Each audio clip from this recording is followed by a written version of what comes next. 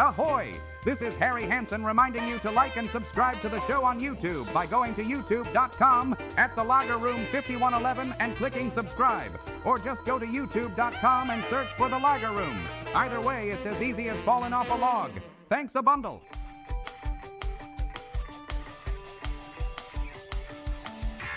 A little bit more burst than Devin Singletary, runs very hard. He earned that starting running back spot. There's Tracy again on 2nd and 7. You talk about that big burst on cue. Tracy finally forced out of bounds inside the Colts 30. Biggest NFL game he's played in, 1st and 10. Good time. McClinchy a block. Going deep. Oh, he's got him. He's got Mims. Touchdown. Up into the air. Into the end zone, and incomplete. Lazard had a shot. You can see he doesn't totally get up in the air with all the bodies there, but he's got it. That's a touchdown right there. All right, everybody, welcome out to the Get On With It Sports Show. It is Wednesday, August the 27th, 2025. Jersey Johnny coming at you. With me, as always, is none other than Mr. RadioPeteM and Mr. Harry Lugnut. Say hello, gentlemen. Howdy, boys. Howdy. With a pause, of course, before hello. So you don't know how much footage I had to go through. It was the top 100 plays from last season was the video. It was about 40 minutes long, and so many of the top plays were against the Jets or the Giants. Pick sixes, kickoffs, run back for touchdowns. It was brutal. That's great. Finally, I was able to find something good for the three. Jets. Yeah, 3. Yeah. I wanted to do one for Denver. Wasn't it? They said it was incomplete, and then all of a sudden, Al Lazard had it. So I was like, yeah. So I thought you were going with, all right, it was a good run by a Giants player. It was a touchdown by a Broncos player, an incompletion by the Jets. Well, that's what I thought, because I was coming up close to the end of the video, and I'm going, well, this has got to be something good, or else. There's nothing left. So. You gotta love it. But yeah, that would have been appropriate. It would have been very apropos, 100% apropos. So, but yeah, so that's what we're talking about tonight. It is our NFL kickoff show tonight. There may be a brief blurb or two about some other sports. I know I want to mention something about last night, but we'll. Our main focus tonight is the NFL kickoff show. Everything else will come post that, so that's for certain.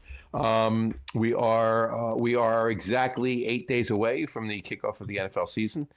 Next Thursday night is the Philadelphia Eagles versus the Dallas Disappointments to all of their fans.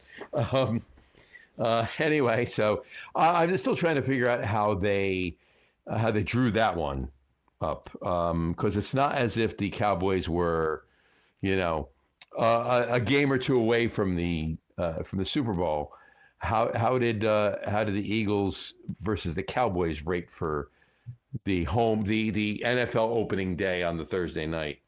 Yeah, but, maybe the NFL are secretly rooting for the Cowboys the way Cowboy fans do, stupidly. And yeah, they're like, still maybe bring in people, right? Maybe they'll be good this year, Maybe they will. So maybe they will. Maybe they will. Maybe they won't. Maybe Malik Neighbors. Maybe Micah Parsons will sign. Maybe he won't.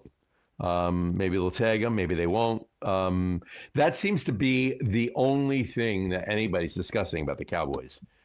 Is Micah Parsons. It's the biggest. Everything else is the same story, right? Jerry Jones is a jerk, and Dak Prescott is overrated, and that's how it goes. Yeah, here, Micah Parsons, we want to make you the highest paid player in the NFL, but you're going to have some problem with it because you're an NFL player in 2025. Yeah, 100%. Yeah, there's nothing that's going to make you completely happy. No.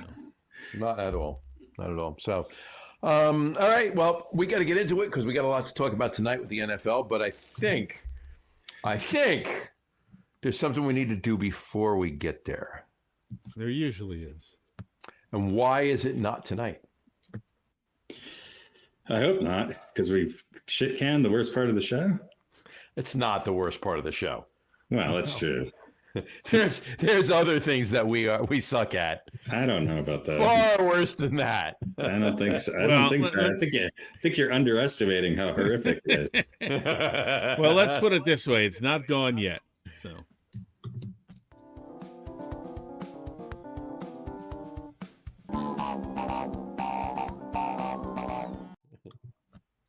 Yes, indeed, it's the meme of the week. You know it, you love it. It's the meme of the week, and for all intents and purposes, and for Harry's, pleasure, this is probably the last meme of the week during this show that we will do. We will refer to meme of the week, probably just in speak, but it will. No, I didn't mean to be a poet there and not know it, but it will be something that we post on the pages on Facebook, Instagram, so forth and so on.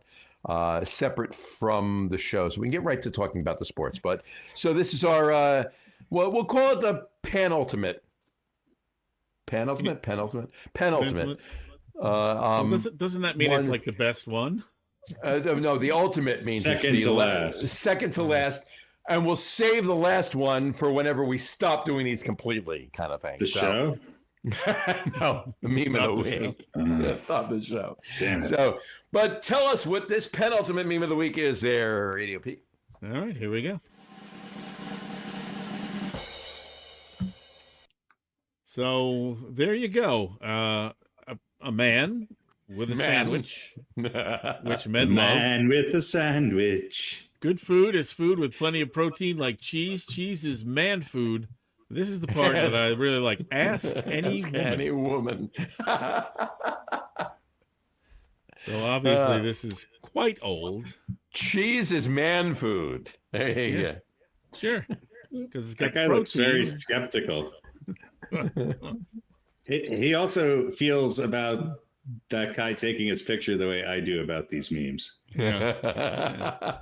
The question is what, and I love just like a wedge of cheese on a plate, and it looks like a stein of something. And what is that next to it? Parsley or? I think it's broccoli, isn't it? Maybe it's broccoli. Like, is that the last meal that his wife? Well, made the reason before why she left him for good. Because if you eat that, you're going to smell like the Jersey Turnpike in August. She said your dinner is on the counter, and that's it. Wedge of cheese, broccoli, and I can't tell. I mean, is that like is that a mug of dark beer, or is that maybe it's root beer?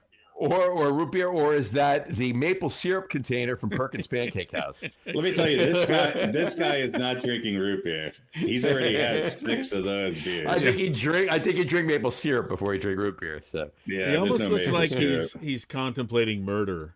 Well, he's constipated. Look what his diet is. Very true. He hasn't shit in 3 months. he's watching a movie. What movie is he watching? He's not. He's watching the person take a picture of him, and he doesn't like it because he was just about to go into the garage and, do something. Work on that canoe that he's been refurbishing for the last 3.5 years. Kick the lawnmower. Right? That's only if the dog's not around. If the dog's around, he'll kick the dog. What has become of my dinner? There you go. All right. This is what I married. Cheese sandwich. Cheese is man food, and in case you were, the best part of it, honestly, is the second best part of it is ask any woman, right? But the best part of it is man. Yeah. Right. Not this is man or this is a man, just man. Yeah. Or here's a man or be a man or. It is pretty great. I can picture an early 90s band flyer using this as a backdrop for this show. Yeah. It's good stuff. 100%. Absolutely. Well, there you go. All right. Penultimate meme of the week. I will be honest. That's been the best one we've had yet. See, he's coming back around there, Pete. He's coming back around. I didn't say it was good. I said it was the best one we've had. It still sucked, Best of the worst, right? Best of the worst. All right. That's the worst 10 minutes of the show we've had in a long time. All right.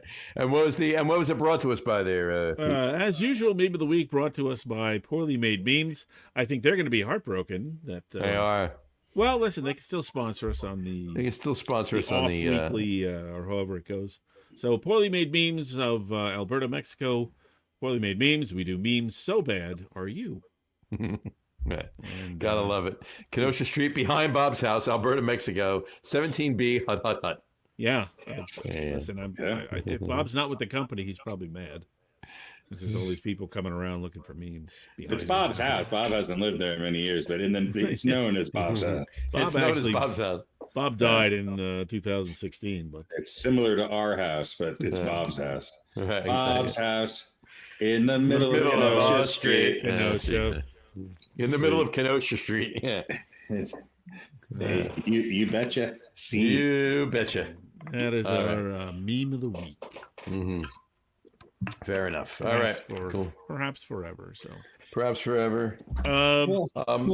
Maybe a little football. Or you have anything else you want to get to I think we should talk to football. I do have one or two baseball things, but we could do that later. Let's talk about football. We can do that next week. Let's talk about it's timely because it happened yesterday, but we'll that'll be a parting shot. Let's get into the NFL kickoff show. It happened yesterday. The NFL mighty preview show. I forget there's no R in yesterday if you're from the certain parts of the Northeast. Yesterday. Or you ever hear someone's yes titty? Yes titty. With two D's. That's from like Boston area? I think so. Yes titty. Yeah. Yesterday. Maybe upstate. Anyway, football show.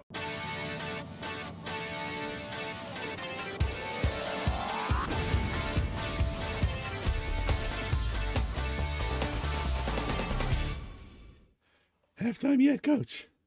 I love how Earl Campbell's his uniform is always constantly disintegrating. He's like a 5-year-old that you dress for class photos, and by the time he gets there, his shirt's undone, he's got a cut on his face, and his hair is a mess. That's Earl Campbell after one carry. Right. Well, no one can get their arms around him, so no, he was fantastic. I wonder if did he grab his shirt as he goes by? Is he still alive? Earl Campbell? Jimmy, look that up. Let's move on. Yeah. We'll be right back. Anyway, we're gonna find out. So, am I excited? Are you excited? We are fans of lousy teams. He is. He's 70 years old. Earl Campbell is 70 years old. Jesus, imagine walking around on those joints is. Any either of you want to tell us his nickname? Thunder Thighs? Yeah. Earl the Pearl? Yeah. We'll call this the Just a Quickie, even because there's no Just a Quickie tonight. So we'll call this one. You're so close to starting the show. There you go. No, what is it? Come on. I don't know. The Tyler Rose. Yeah, that's stupid. That's what his nickname is, according to Wikipedia, anyway. Should be called Dump Truck. Who did he play for? The Oilers. And he played for one other team after he left the Oilers. Rams. No. Probably the closest team other than Dallas to the Oilers. Not probably. The closest team to Houston. San Antonio Spurs? He played the Spurs. The closest NFL team to All right, Houston. Relax, settle down. The closest NFL team. Closest NFL team to Houston outside of Texas. Was it the Saints? Saints. He played for the Saints. Mm-hmm. There you go. All right, cool. So that's Earl Campbell in those shots. So as you were saying, Pete. Fantastic. What are we picking? What's the outline of this today? The outline of our NFL show, obviously the key of it. We're going to talk about some teams. We're going to talk about some news stories that's going on. But let's talk about them first, and then we'll do of course, the highlight of the NFL show is our picks, which we always get wrong, except for Harry sometimes. Yeah, and we're going to unveil the weekly picks. And we're going to unveil the weekly pick segment. So we should get on with it. We should get on with it. There you go. Yeah. I think that's a very smart idea. All right. So let's talk about the 300-pound elephant in the room. Get it out of the way. Call it a day once and for all. The most important news story in the NFL that everybody's talking about, and it can't get out of a conversation about the NFL starting next week without talking about this topic. And, of course, that would be Travis Kelce and Tay getting engaged. Yeah, good for them. So. Yeah. What do you think it's not an official, I don't have an official over-under, but what do you think the over-under is on that marriage? I don't know, but Years? it might pop up again in hot takes. Okay. This is never going to end. They said that it's like your gym teacher and your English teacher getting 100%. married. And 100%. if you knew who our gym teacher and our English teacher was, number one, you wouldn't want them getting married, especially to each other. And number two, no. No, just no. No. Nope. Anyway, I won't go. They might still be alive, so I won't go into it very much. Yeah. But two teachers, actually more than two teachers in grammar school for me, but high school they did actually get married. But there you go. So yes, there you go. Over under 4. Okay. Over under 4. There you go. And what else? Harry wants to get on with it. He needs to be done with this podcast in the next 5 minutes. I don't. I just want to get on to the NFL stuff because I'll be really quick because I have no idea. So I'm just going to pick random teams. Can't wait for that one. But you'll probably be right. That's the weird part about it. Yeah. Every once in a while I'm right because I actually put some thought into it. There you go. However, tonight I'm not so much. I just don't. I have not been able to keep up with what teams have done what. And quite honestly, I don't really think it matters much. It's going to be the same 6 teams that are going to have a chance for the Super Bowl anyway. Mm-hmm. Yeah, you're probably not wrong. All right. So let's get on to it. Couple of storylines. First of all, anybody in the Northeast. And I say Northeast because it does involve the whole Northeast to some degree. Anyway, all of it. It's like Hurricane Aaron. It was just the biggest story in the Northeast. Exactly. Tommy Cutlets, 4th string quarterback, got cut. Tommy Cutlets got cut from the New York Giants, and he is now signed by the New England Patriots. So he's not Tommy Cutlets anymore. He is Tommy Chowda. No, he's still Tommy Cutlets. They have Cutlets up there. They have Cutlets up there. I've had Cutlets in Boston, so of course, yeah. Yeah, and I was talking to Harry before, and I said, he's going to come back late in the season and burn the Jets or the Giants, and pull out a win. The Giants are playing. The Jets might have gone maybe 500 or just over 500, just under 500 or whatever. And he's going to end up beating them late in the season. Well, let's think about it. He's got a better chance of playing in New England than he did in New York. Look, I never really quite understood the Giants having Winston and Russell Wilson, but whatever. I don't want to discuss it. It's a done deal. Tommy DeVito is, he's behind New England's version of Daniel Jones and New England's version of who was the other backup quarterback the Giants had that he leapfrogged last year from Denver? Drew Lock. Josh Dobbs is, maybe slightly better than Drew Lock, and I don't think Drake May is any better than Daniel Jones. So he might have a chance to play. He might. I actually think he might have a chance to play. I actually think he's probably better than Drake May right now. Not that Drake May doesn't have an upside higher than Tommy DeVito, but right now I think he actually does have the upside. But either way, I think good for him. The Giants weren't keeping him. Not with Wilson and Winston on the roster. And obviously, Dart is the future. So he had a good tryout. What was the last team he played against where he threw 3 touchdown passes? The Patriots. The Patriots, exactly. So, and on that note, to your point, Pete, the Giants play one other AFC team other than the AFC West, and that is the New England Patriots. Well, there you go. So he could screw both of our teams over. Well, yeah, he can ruin that 7-win season to 6 wins.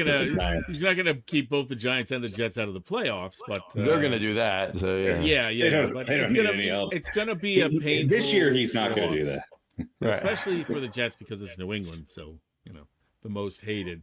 And I go, well, now we got a freaking third stringer from the other side of MetLife, so to speak, and now he's beating us in New England too. So it's gonna be I don't know. The a little AFC extra East. sting. The AFC East is not. It's just not constructed of any world beaters right now. No, you have the Bills. Except Buffalo. I mean, yeah, and you have the Bills and garbage. Yeah. Yeah. Yeah. Anyway, good for Tommy. I'm happy for him. I hope he gets some playing time. He's a great kid.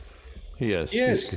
He went to Don Bosco Prep, and there's a lot of NFL guys, people who made it to the NFL from that school. It's true. A lot of offensive linemen. Mm-hmm. And what's his name too? Jabril Peppers, I think. Jabril Pepper. He played there 2 years and then moved on and played somewhere. He won 4 high school championships with 2 different teams, 4 years in a row, 2 different teams. I think he went to whatever Don Bosco to Paramus Catholic. He went to Paramus Catholic. Yeah, he graduated from Paramus Catholic. Yeah. Yeah. But that's pretty impressive, huh? I mean, that's how you know that these prep schools in New Jersey are that's a little different when there's a portal back 10 years ago in high school and you're changing high school teams based on I don't know why it changed. It'd be interesting to ask him. But anyway, I thought that was an interesting little tidbit. I agree 100%. So my point is that he's not even the most most successful guy from that high school in the NFL. Right. Crazy. It's true. Very true. Success breeds success, right? That's true. Success, and then the better players want to go there, and then that makes them good. So it makes them good. Happens at the high school level. You would think with that many offensive linemen making it to the NFL that the Giants would just start driving 20 minutes and going and watching some of their practices. Well, they might be, but maybe they're just not good judges of talent. Well, that's probably it. Look at Peppers. I don't know about that Peppers. Yeah, I don't know about him. I don't know about that guy. He's not gonna make it anywhere out of Jersey. All right. So going around the league, look, I don't know if you guys were shocked to find out that the Colts have given up on Anthony Richardson after 2 seasons, and the kid's 23 years old, and they're starting Daniel Jones. I don't know if the starting Daniel Jones is that. I think that coach needs to have his head checked, but it tells you kind of where Richardson's at. I don't think they've given up on him.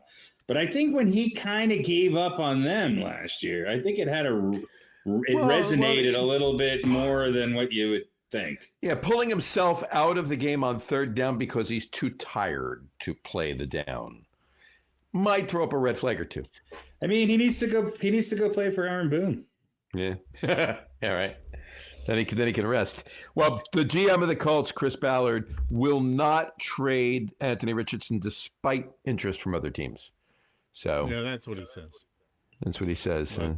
But, look, Richardson was a magnificent physical specimen, a raw talent, a project. Right, he was going to need some help to be a successful NFL quarterback, and I think that incident from last season might have sort of tipped the scales to where they said no, he is not worth it. He is too much of a project, and now he's got a shit attitude. So we're going to bring in Daniel Jones. I can't believe they think Daniel Jones is going to teach him anything other than how to fall down while you're running down the field wide open, or maybe how to throw a pick 6. But I can't believe he's going to stay there. I mean, there has to be mending of fences, right? He's got to show them that he's dedicated, and they've got to show him that they want him, and they still want to turn him from a project into a successful NFL quarterback. And I can't see both of those things happening. So he will go somewhere else, I think, at some point during the season, unless of course Jones gets hurt, in which case you're gonna throw Richardson in, which is a high probability, which is a very high probability, Jones, but just based on that position. But it would be interesting then if they do go to Richardson, and if he's accepts that role. Is he number 2? I don't know. He is number 2. I mean, it's not Riley Leonard. Yeah, Drew Lock was number 2 as well, and then they went to Tommy DeVito. So It'll be interesting. I think I think the reason why they're not trading him is because I don't think there's a lot of interest. Right. Right. Well, we'll see. I agree with you though. I don't both of you, but to Harry's point, is that I don't think.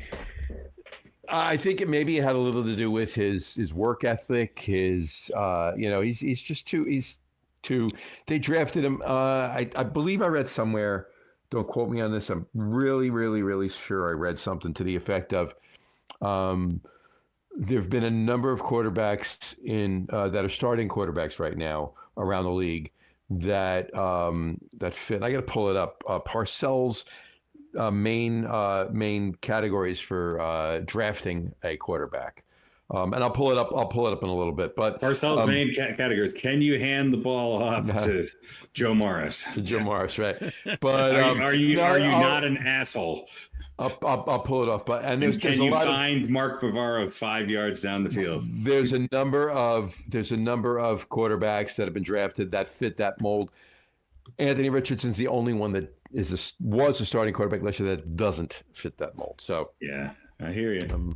But anyway, moving on to other news around the NFL. Kansas City Chiefs wide receiver Rashee Rice has been suspended 6 games to start because of the accident he got into, the multi-vehicle accident he got into in Dallas, causing bodily injury. Yeah, he's been. It was back in March that he got into the accident, but he's been suspended. So the Chiefs are going to be down a wide receiver to start the season, which leads me to my question to Harry. How do you think the AFC West is shaping up? It's still the Chiefs to lose. I think that there's something about the Chargers that I just don't know if they have what it takes to live up to what we think their potential is. And I think the team that's going to be better than everybody expects is the Raiders. And I think the team that's could slide backwards just a little bit, even though I hope they don't, are the Broncos. So you think they're going to regress? You think they're going to take a step back? I don't know if they're going to regress a lot, but let's look at what they did last year. They made it to the playoffs. They won a lot of close games. They won in ways that could have went one way or the other. Right. I think that if they get off to a decent start, which they did not last year, right, then I think they'll be okay. But I think there's going to be a log jam in that division. My gut tells me the Raiders are going to be better than people think. I think the Chargers are a crapshoot, and they're going to lose some games and win some games that nobody thought they would.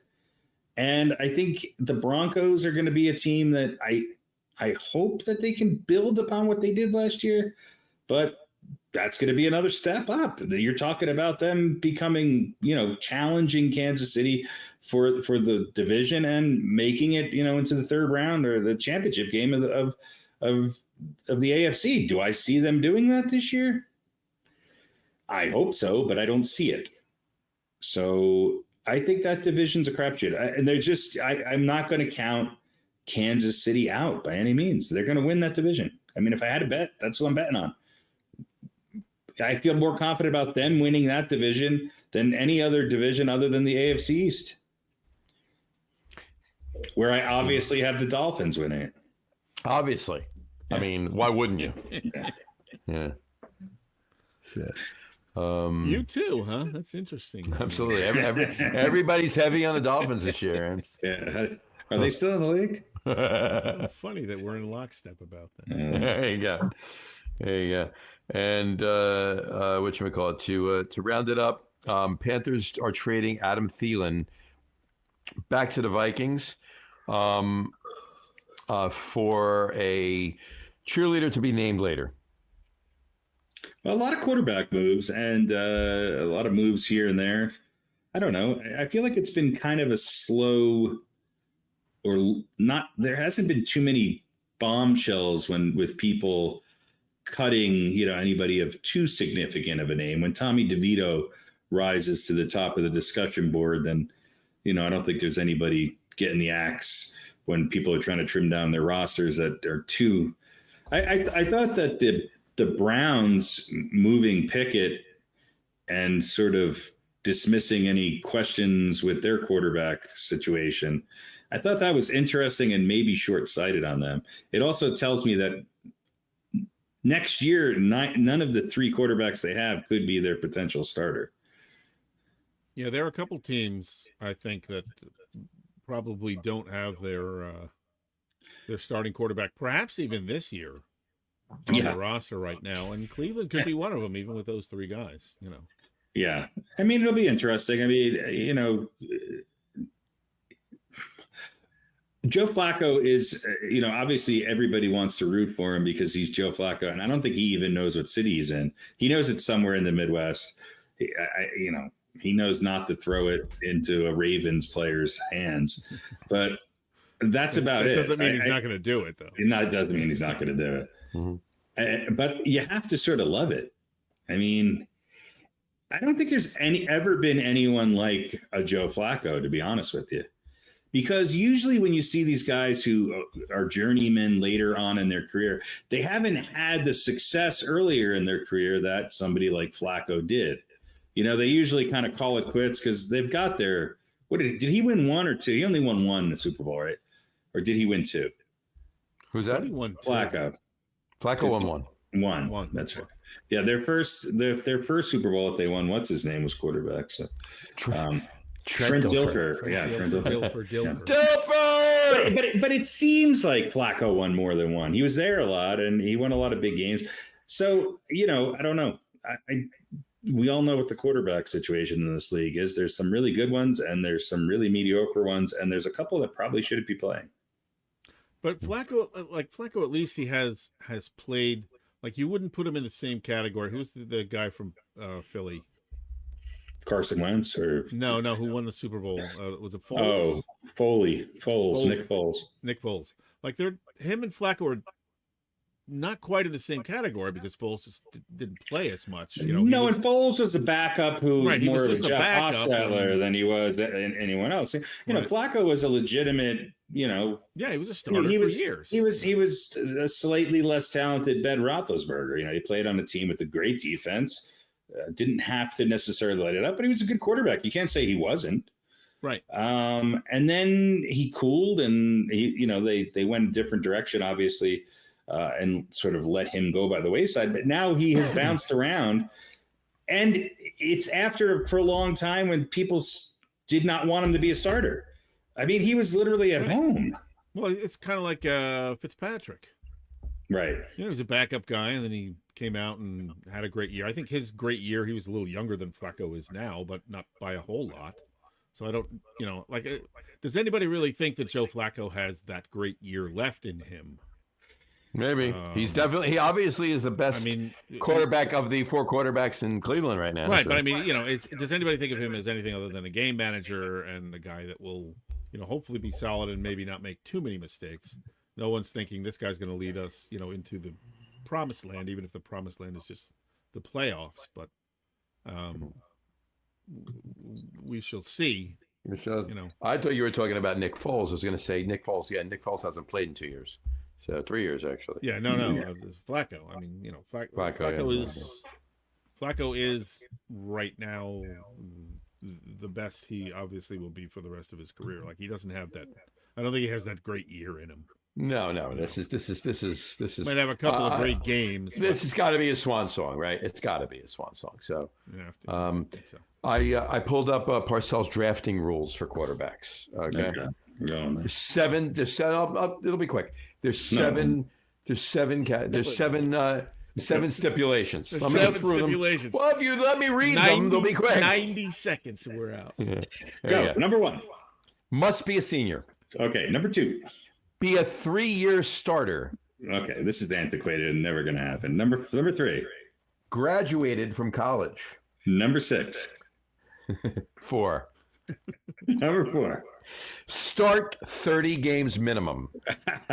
Number 5. Win 23 of those 30 games minimum. Yep, never going to happen. Number 6. post a 2-to-1 TD to interception ratio in college. Okay, that could happen. That could happen. Number 7. Complete at least 60% of his passes. That could happen, but it's rare. The last two are potentially realistic. So this was from 1983. Well, keep in mind, this is from the early 80s, right? This is still 80s, but whatever. But Anthony Richardson... Yeah, so with that... 0 of those. Well, with that criteria, you would get, I don't know, who was the backup quarterback for the Patriots? You would get them and not get Patrick Mahomes or Joe Burrow. Do you want to know? You want to know who checks every one of those 7 boxes? Phil Simms. Well, yeah, probably, but maybe. You mean nowadays? Maybe. You mean today? Right today, right now, this year, drafted this year, who checks all those boxes? Wow, played that many games. Not necessarily the only one, because I didn't do all the research, but the one of the ones that checks all the boxes. Well, probably Jackson Dart. Because he wasn't good enough to get drafted as a sophomore. Fair enough. Well, I'm not saying that as an insult. That's a good thing, though. I mean, you know what? You get more experience under your belt. Well, 2 years ago, it was what's his name? Who Bo Nix, who's I think he's won 75 games in college. There's no Mark Sanchez, that's for sure. Yeah. Well, I mean, he is 42. I mean, come on, he's got time. He had time to accumulate some wins. He's like 25. Another redshirt year, coach. I gotta go home and take my daughter to her graduation from high school. Just let me finish that first, and I'll be back. I'm getting married, and my son's going off to college. I wonder if Tom Brady met that criteria. Ooh, that's an interesting question. We'll have to, we'll do a little research. We'll find out. Jimmy, get on that. We also have to. You also have to realize that Bill Parcells sort of hated quarterbacks. I mean. Let's be honest. They never had a great one. No.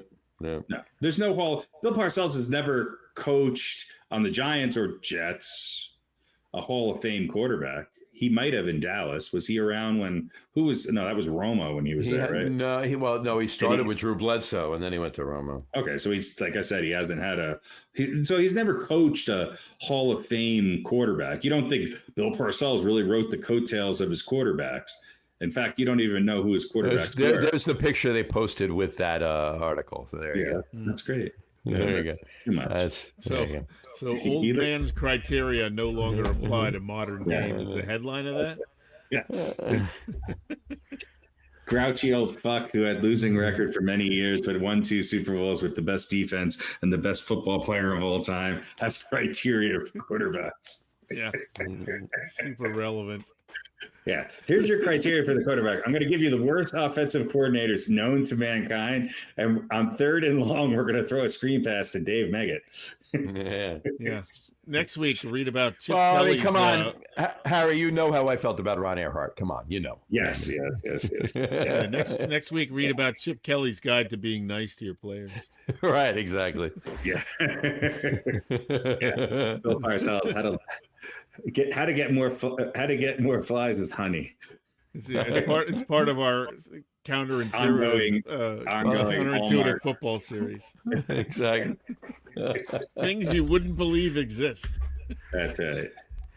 Things you wouldn't believe exist. There all right. you go. Are we doing some things I know? Yeah. What are we doing here? Are we doing some conference? We are doing some. We're doing some picks. Yeah, we are doing some. Do it. Rapid fire. Come on. You don't need much discussion. Nobody really knows what's going on with any of this stuff. 100%. All right. Let's get it. Let's kick it off here. Let me pull up this area here. All right. NFL 2025 picks. Let's do it. All right. So let's start with this one with Harry. Who is winning the AFC East, Harry? Well, it's definitely the. Want me to tell you who you picked last year? Not that it pertains to this year, but I just. Did I pick the Vikings last year? Yeah, for the AFC East. Yeah. Oh, AFC East. That was AFC. I think I picked the Buffalo Bills. Did I not? No, you did not. Oh, I picked the Jets. None of us picked me and Pete picked the Jets. You picked the Dolphins. I did, and I probably should do that again this year. All right. So. No, it's going to be the Buffalo Bills. The Bills. The Bills. Yeah. We're going Bills across the board. Bills across the board. Jersey Johnny says the same damn thing. All right. Pete, we'll start with you. AFC North. Who's winning the AFC North? You know, I'd really like it to be the Bengals, but their defense is still terrible. And Lamar Jackson's great until you get to the playoffs. And the Steelers are they're in limbo until they can figure out who they are. So I'll take the Ravens. Taking the Ravens. All right. Harry. Yeah, I mean, it's hard to root against them. It's just or pick against them. I do root against them. I think it's going to be the Ravens. Easy to root against them. Yeah. There you go. I am going to be again separate opposite of that. I can't think of freaking words lately. Pittsburgh, you should move there. Yeah, it's going to be the Steelers. I'm going to tell you why. It's going to be a fluke. Pittsburgh. No, it's going to be a fluke season. It's going to be a fluke season. Aaron Rodgers is going to have probably the best season he's had in the last 5 years this year. He had a pretty good season last year. They're going to win the division. They'll beat the Ravens by a game, but they'll win the division, and then they'll lose in the first game in the playoffs. So, but yeah, Steelers will win the division. All right. Back to Harry, AFC South. Who's winning? Oh boy. So we're talking the Jags, the Titans, the Texans, and the Colts. This is like the relegation league, right? It's just the Texans, and I hate them, and they're not that good. And they get to play the Jaguars, the Titans, which, let's be honest, the Titans over the course of the last 10, 15 years have been a very good team, but they're not any longer. Right. And the Colts are going to be bad. It's going to be the Texans. Pete? Yeah. 100% unanimous. We all picked the Texans. The Colts are starting Daniel Smith, and they were the best. The Colts are starting. The Colts are starting. Sam Bradford Jones. Sam Bradford. They're starting Daniel Jones, and they were the best hope for anyone winning the division other than Daniel Bradford Jones. Daniel Bradford Smith Jones. So, yeah. So they don't have it. So. Yeah. All right. Pete, who is winning the AFC West? Boy, the Chiefs have to stumble sometime, right? But not this year, because Travis Kelce is he's love powered right now. He's love powered. He's going to power through. Married man. He's finally going to get laid. They are. And he's going to tear it up, man. And they're going to win. They're going to be so love powered this year. They're going to win 3 Super Bowls in 1 year. Yeah. So, and the Chargers are too inconsistent. And I think the Raiders are going to be better. Raiders might make the playoffs this year. I agree. But they won't win the division. So it'll be the Chiefs. Little Pete, they're going to make the playoffs until Pete Carroll decides to throw the ball instead of running it. So there you go. All right. Harry, who's winning the West? Look, I have a game on my calendar. The Broncos play the Chiefs on Christmas Day. You got one? I don't know. I don't know if it's here or not. If it's in Kansas City, definitely not. I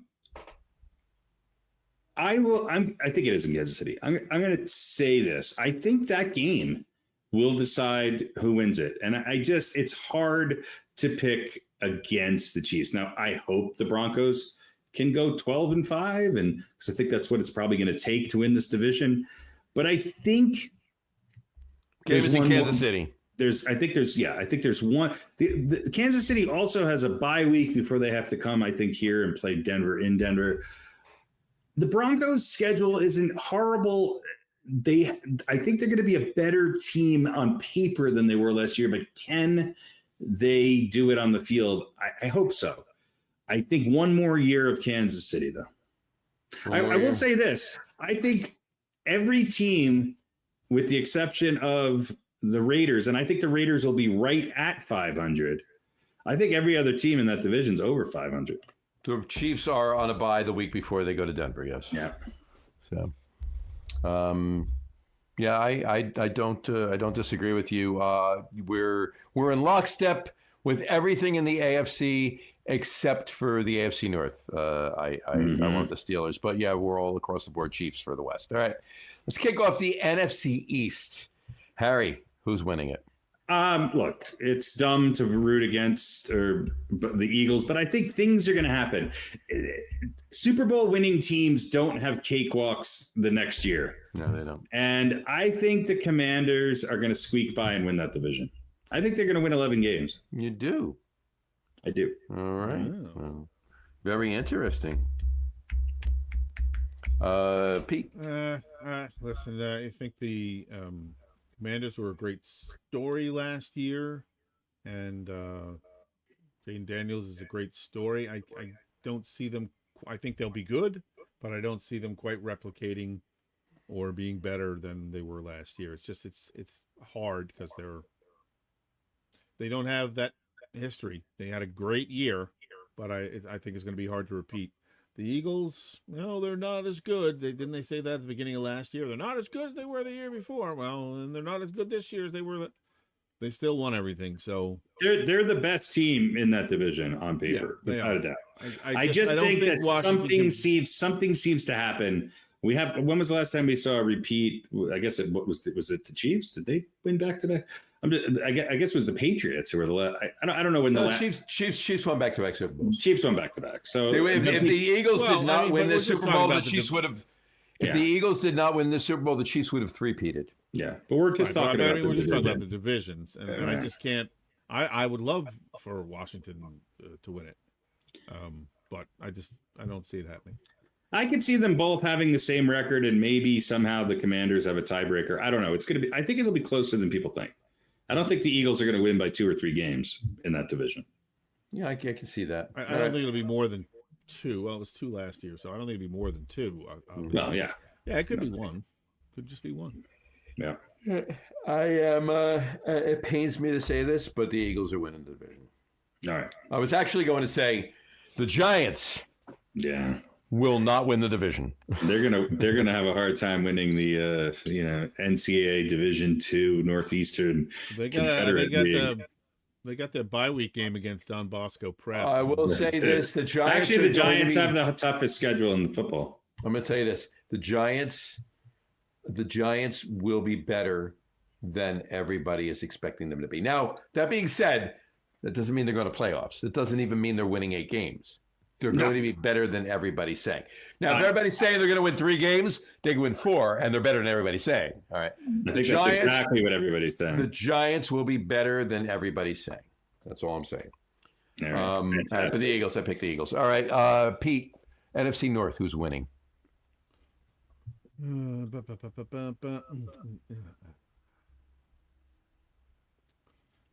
know, man. Can the Lions continue on? Fuck it up again. You know what? I'm going to go out on a limb here. I'm going to say the Packers. Mm-hmm. That's a limb. All right. Yeah, because, I mean, the Vikings are not going to be the Vikings. Imagine this. No one in the history of football thought that anyone would say the Vikings are not going to be the Vikings without Sam Darnold. They're going to be a little different team. I mean, that's obvious. Well, I mean, yeah, J.J. McCarthy has to, earn his. Right. But, I mean, Darnold had a great year, and it's unlikely that. Yeah. That's going to happen. And the Lions, I don't know if they got enough sustainability. And we'll find out. Really just a couple of games. They lost a couple of games that they probably should have won. So yeah, I'll take the Pack. Fair enough. Harry? The Lions. Harry's going with the Lions. Now, while I do like the Lions, they're gonna be relevant. They're gonna be in the mix. They're not winning the division.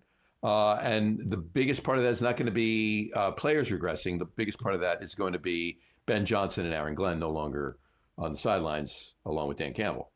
And whoever has replaced them, they got to work into it. They'll be relevant. They'll be there. There'll be a game or 2 out of it, but the Packers will win the division. There you go. That's my take. I'm changing my mind. No, I'm just kidding. I'm kidding. And by the way, all three of us last year picked the Packers to win the division. So there you go. How'd that work out? Not so good. Not so good. All right, Harry, NFC South. It's a tough one. But there's a lot of garbage teams. Atlanta's the one team that I just don't know about. I think it's going to be Tampa again. Yeah, I mean, Atlanta could go either way. Really, really could. I think they'll play decent ball. I think they'll be in the mix.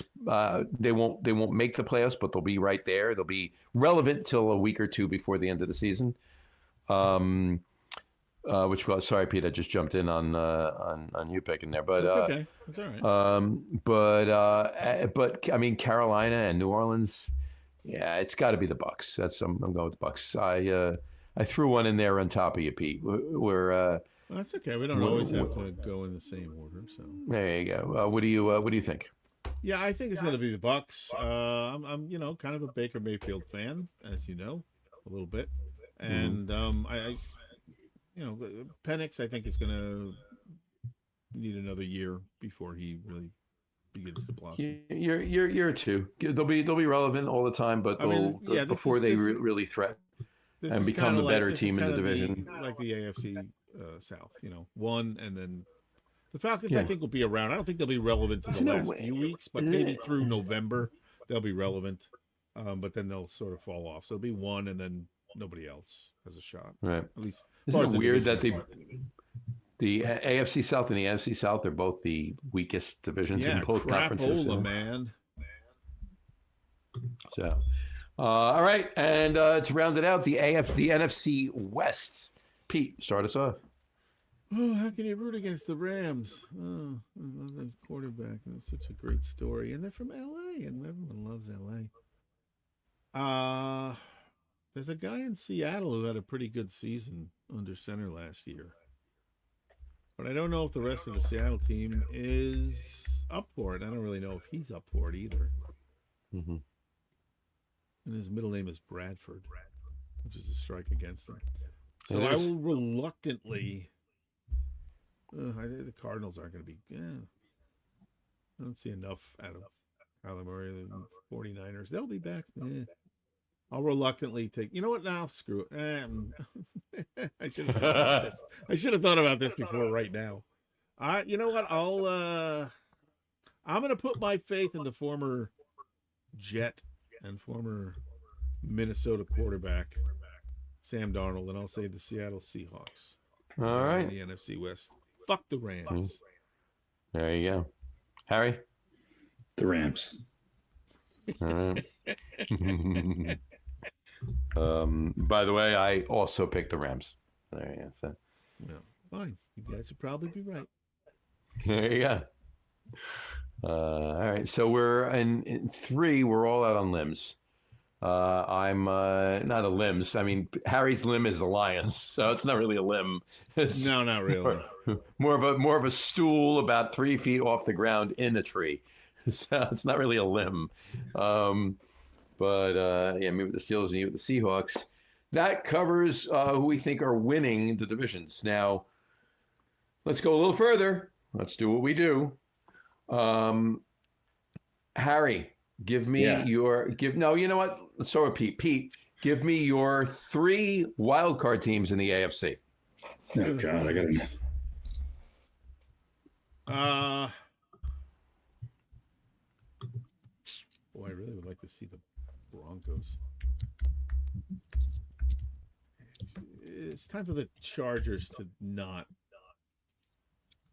to either get over the hump or not get to the hump.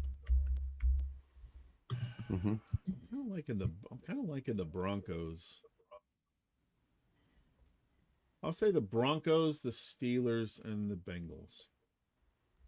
The Broncos, the Steelers, and the Bengals. All right. There you go. All right. Harry? The Bengals. Yeah, the Bengals, the Broncos. Pittsburgh's tough. It's probably going to be Pittsburgh, but I'm going to go with the Chargers. Bengals, the Broncos, and the Chargers. Yeah, I almost took I got 3 teams from the AFC West going to the playoffs. All I right. don't think that's a bad selection.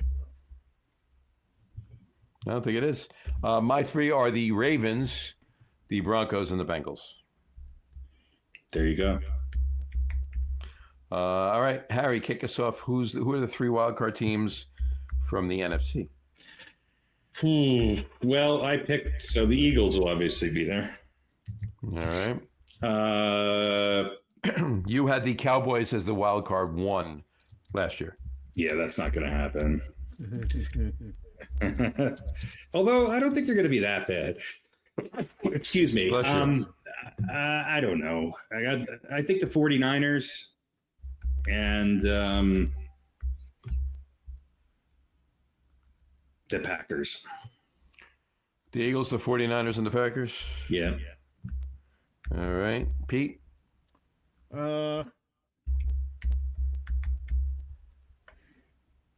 I picked the Packers, so I'll take the Lions. I think they still make the playoffs. All right. And I think the Commanders are going to get in. Mm-hmm. They're going to get in by winning the division. You watch. Either that or they're going to win 4 games. And they do get to play the Giants twice. Yeah. Yeah.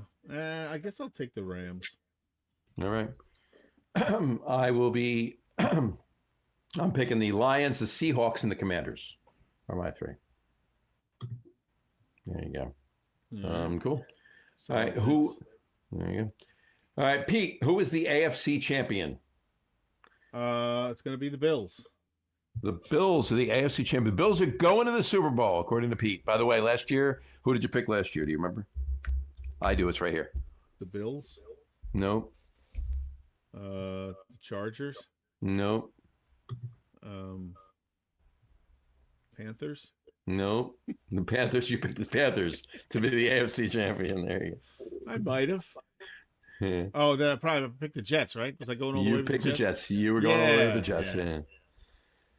All right, Harry, who's the AFC champion? I'm going to pick them again. What the hell? The Cincinnati Bengals. Bengals. He's going with the Bengals. Are going back to the Super Bowl. And I picked the Bills. I'm with Pete on this one. Bills are going to the Super Bowl finally. NFC champion, Harry. The NFC champion this year will be the Los Angeles Rams. The Rams. Wow, he's going with the Rams. Pete. I'll take the Eagles. You will you? I will. Mm-hmm. Mm-hmm. All right. As much of it pains me to say it, the Eagles are going back to the Super Bowl. That's the Bills and the Eagles. But are they going to win? Now that's next. Let's start with Pete. You have the Bills playing the Eagles, as do I. Harry has the Bengals playing the Rams, a repeat of the Super Bowl 4 years ago. Which is probably a horrifically bad choice, but yeah. But I just wanted to be different. That's a Pete choice right there. I know. I sort of was feeling your presence when I was making these picks. They're not quite as offbeat as yours would have been. Yeah, well, you didn't pick the Jets, so yeah, or the Bucks. You're crazy, but you're crazy, but you're not stupid. Yeah, Jets and Bucks. That would. I'll take the Bills. The Bills are going to finally. Bills are going to win their promised first Super Bowl. All right, Harry. Do you have the Bills winning the Super Bowl between the Bengals and the Rams? I do. I'm going to play my cards right. I'm going to pick 2 teams to make the Super Bowl, and then I'm going to pick the team I actually think is going to win it. And it's a different team. I'm going to take the Eagles to win it. No.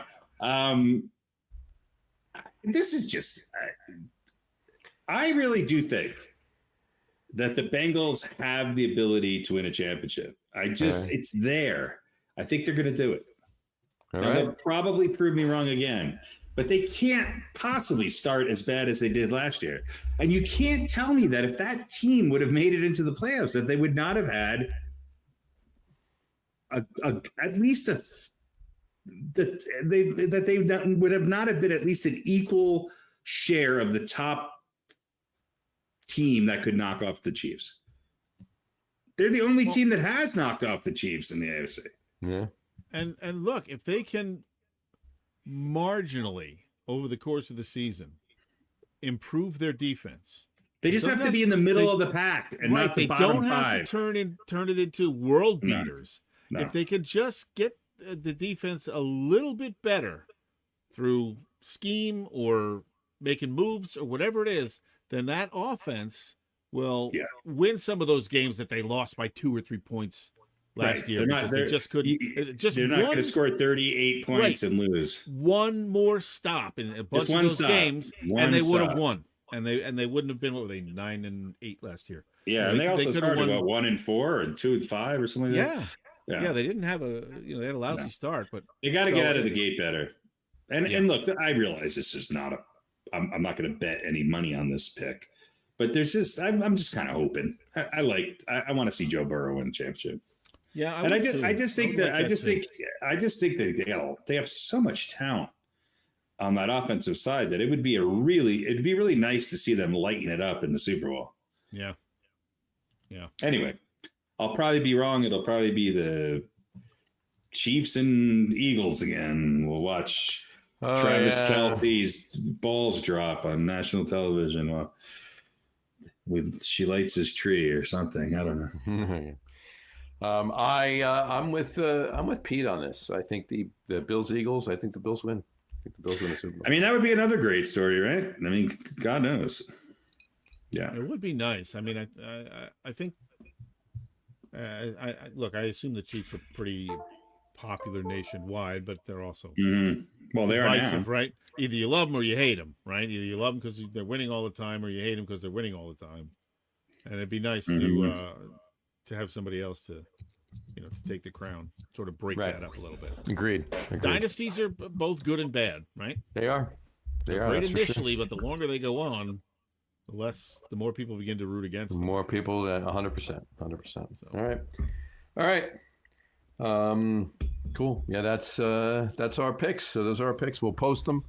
We'll put them together. We'll post them up on Facebook and Instagram and have at them. Review them. Tell us what you think.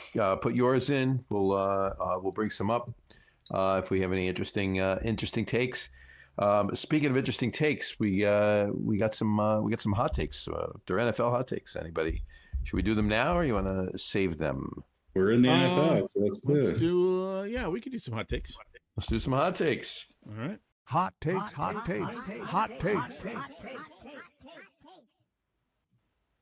And here we are. NFL hot takes tonight. All right. I'll throw this out there. We'll start with Pat. Obviously, Pat. Pete. We'll start with Pete. Giant season overall versus the Jets season overall. Which is going to be better? Which is going to be better? They're both going to be pretty bad. The Giants, I think the Giants are actually a marginally better team than the Jets. I think the Jets will have more wins just because the Giants have a really, really hard schedule. Yeah. But the Jets are the Jets. I think, look, honestly, and I hope I'm wrong, I think the Giants have made a lot of really nice upgrades to what they had last year, which was a 3-win team. I think I want to say the Giants can win 6 or 7 games, but I think they're going to win 5 or 6. And I think that's fair. I think it's a building block. And I think at some point we're going to see, I actually hope that's the case because I hope we move on from this Russell Wilson thing sooner than later and just get dart in there next year. I'm going to say the Giants are going to win 6 games. And I think the Jets are also going to win 6 games. So your answer to Giants season versus Jets season is yes. Yes. Yeah. And if I had to pick one, only based on schedule and their ability sometime to win games they shouldn't win, I think the Jets maybe will squeak by with one more win. All right. Pete? I kind of agree with everything you said there, but they're the Jets, so I'll say the Giants have a better year. There you go. I knew that was coming. There you go. Listen, you don't break from 50 years of tradition. You're not wrong. Because of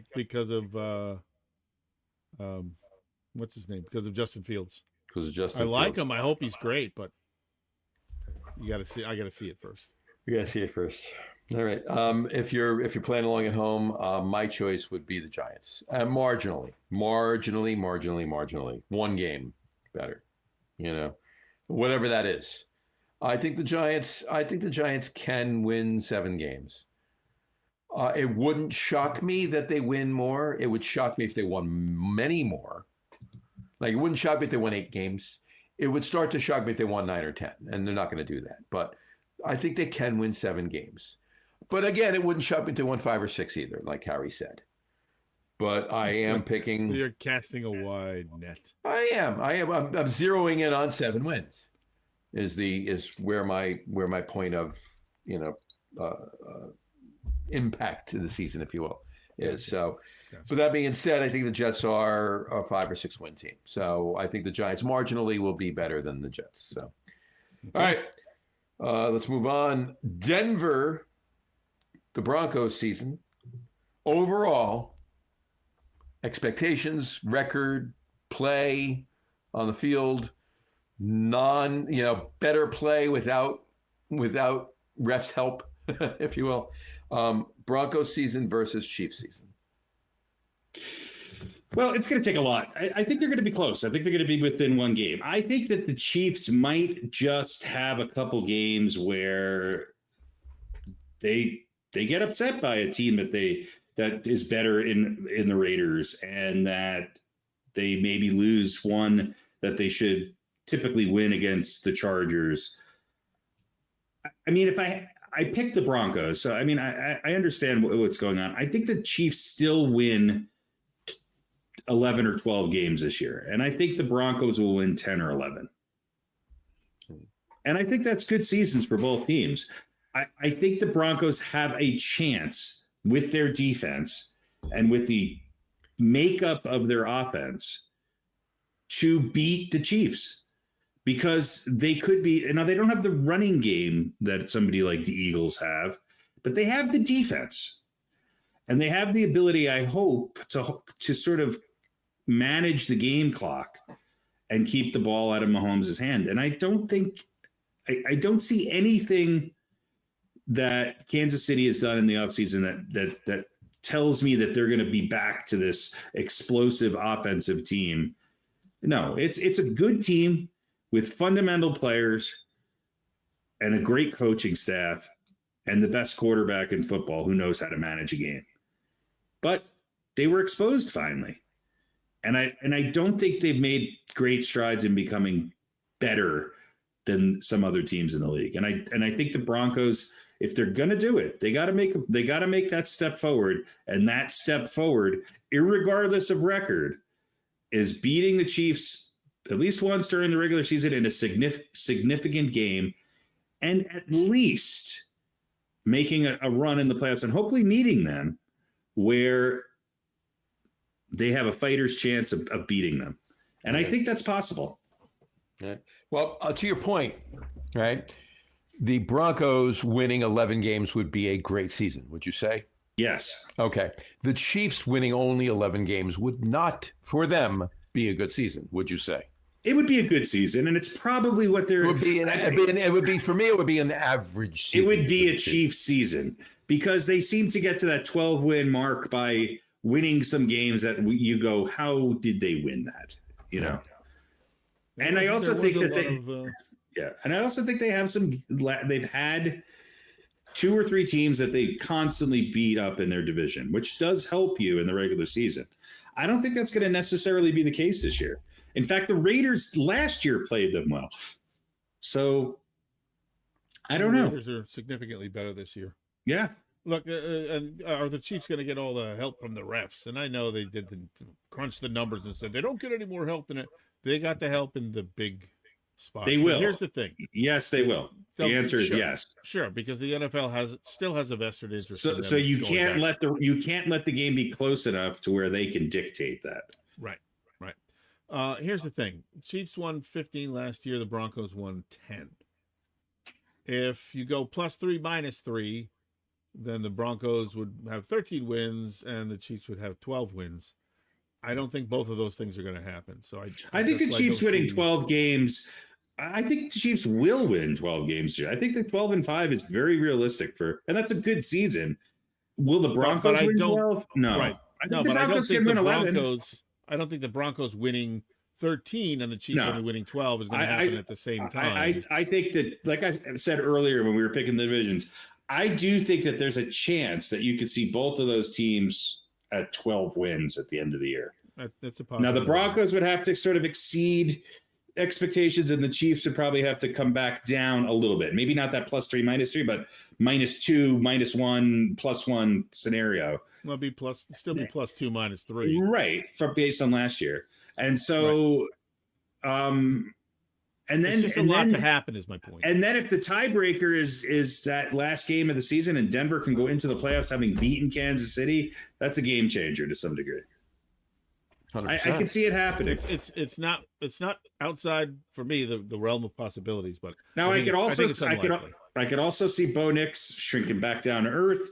I could see the Broncos. I could see the Broncos offense not necessarily being able to put up the points that's necessary to overcome. There's a lot of pressure on that Broncos defense, and are they going to be able to live up to what they did last year? I don't know. They're going to be good, but they also have to play what I think is going to be a significantly better Raiders team. Exactly, and probably a better Chargers team. Let's hope. So. John? All right, so you're both Kansas City, you're saying? I think, if I have to pick, I think Kansas City is going to have a better year. I think Kansas City is going to drop a few more pegs. I think they're going to win 3 less games, and I think the Broncos will win 1 more.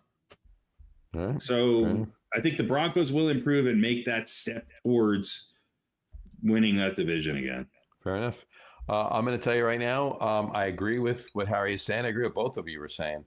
But I do think that Denver takes the next step well. They take the next step very well. And I think there's going to be some hangover from last year for the Chiefs. I do. I think they're going to go to the playoffs, but I think I think they're going to win the division. But I think it's going to be by the slimmest margins. And we say this every year about them, and every year they win 12, 13, right. 15 but games. Here's my point. To your point, and which is my point. Right. The Broncos having the same or a game less record as the Chiefs, to me, is a better season than the Chiefs have. Right. Okay. So that's where I'm at. So there you go. I still can't believe the Chiefs were 15-2 last year. Mm-hmm. By the way, the Chargers won 11 games, and we forget about them. They're just one of those teams. Well, but they never take that next step. They don't. They don't. But what I'm saying is that there's gonna be 3 teams. I really do think there's gonna be all 4 of those teams are gonna be fighting for double-digit wins in that division. I really do. I think the Raiders are gonna win 8 or 9 games. I think they could double their win total. Yeah, and you might see them sneak. Maybe they get to 10 wins. I don't know. There you go. All right. Next one. We'll start with. We have 6. There's only 6. Oh 5 more. 4 more. 4 more. Great. Yeah. Well, we took a lot of time on that one. We really dissected that one. That was a deep dive. That was a deep dive. All right, here we go. NFC overall this year. The Broncos tight end. They do have one now. NFC overall this year versus the AFC overall this year. And not who's winning the Super Bowl, just play on the field. Which league, which conference You is mean better? head-to-head? Who wins the games? No, just overall quality of play. It's like which conference is just a better conference? Right. Like the whatever you pick, the other conference could win the Super Bowl. That's not NFC. what we're saying here. Just it's the NFC. The NFC's more stacked. All right. With the Bills and the Chiefs and the AFC, with the rising, I think that AFC South certainly sours the AFC, but then you got the NFC South, And you got some I'd say teams. and you got the AFC East. I mean, I'd take No, the you're NFC right. East. NFC overall is a better league. You're right. I'd take the NFC South over the AFC South. And I take the NFC East over the AFC East. Yeah. Yeah, So I mean, look you're at right. it that way. Look, NFC East over the AFC East.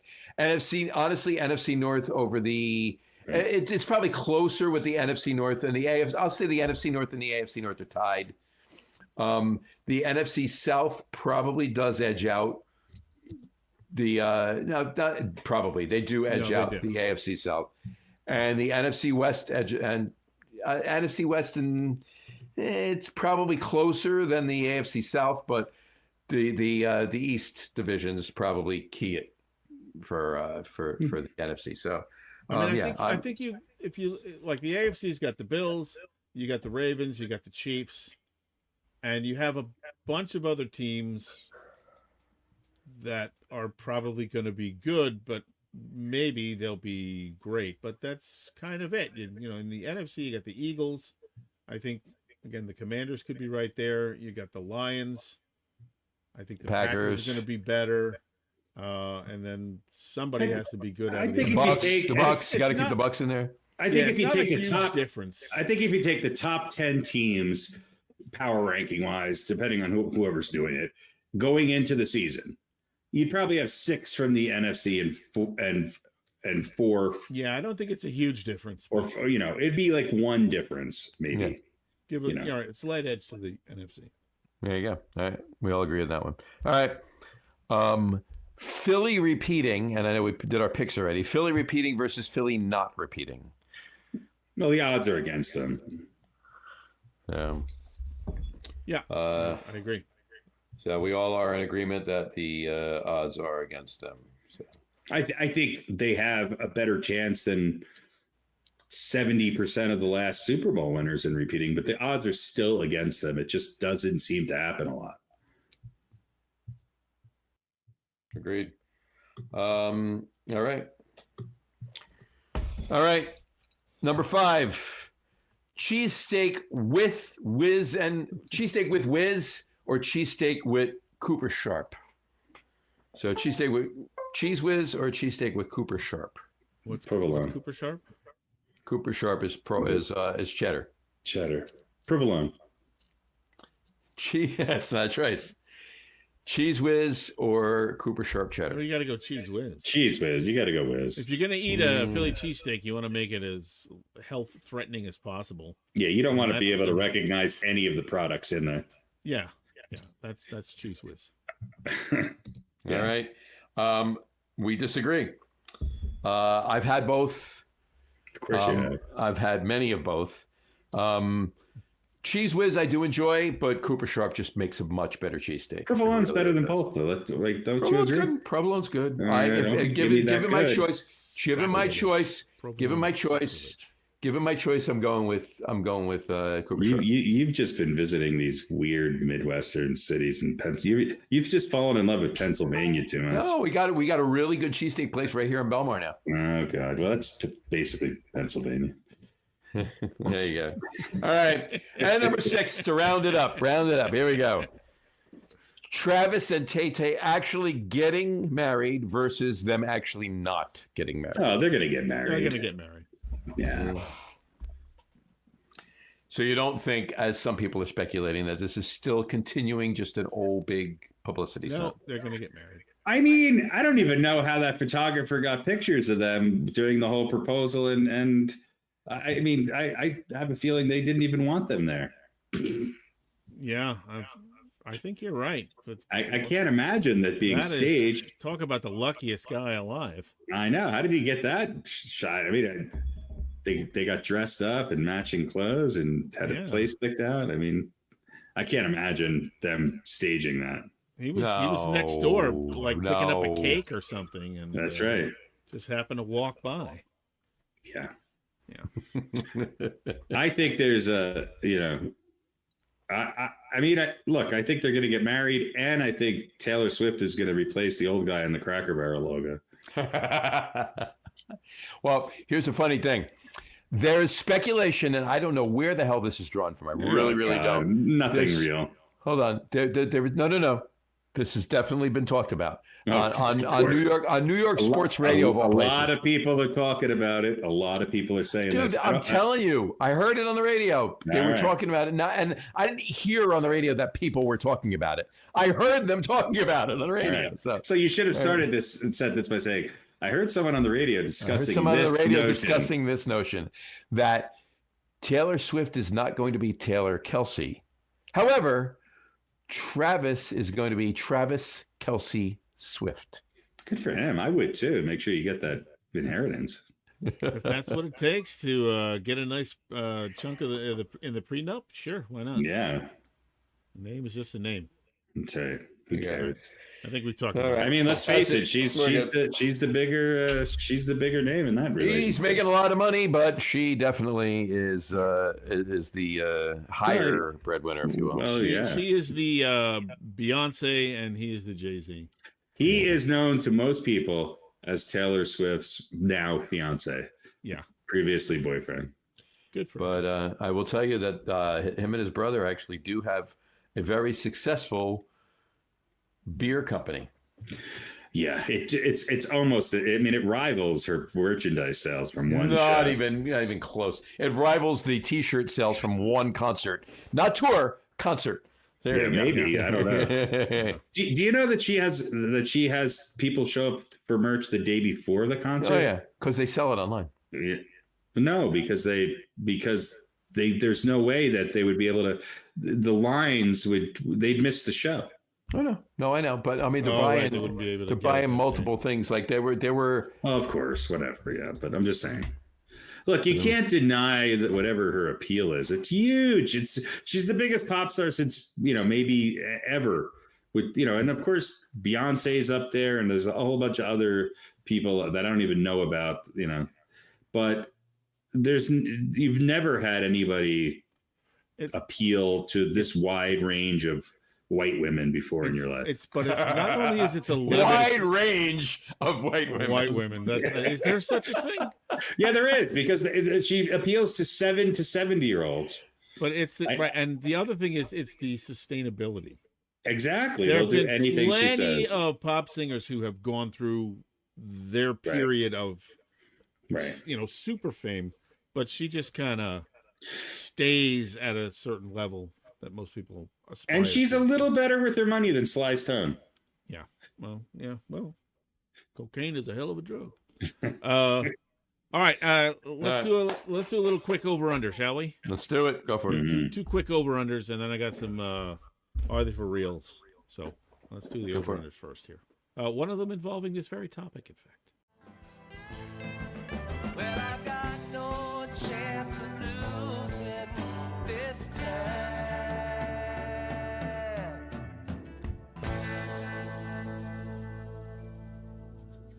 All right, over under, both football related because it's the football show. Travis Kelsey, Taylor Swift. I am betting that they will be married, but how long will they stay married is a question. Might be forever. Who knows? I'm putting the over under at 3.5 years. Oh wow! Yeah, that's long. Now that's not because I don't think it's going to last very long necessarily, but it's a celebrity marriage, and he's going to retire in a couple of years, if not after this year, and that sort of changes people. So, JJ, let's start with you. I'm going over. JJ's going over. Harry? I'm going over.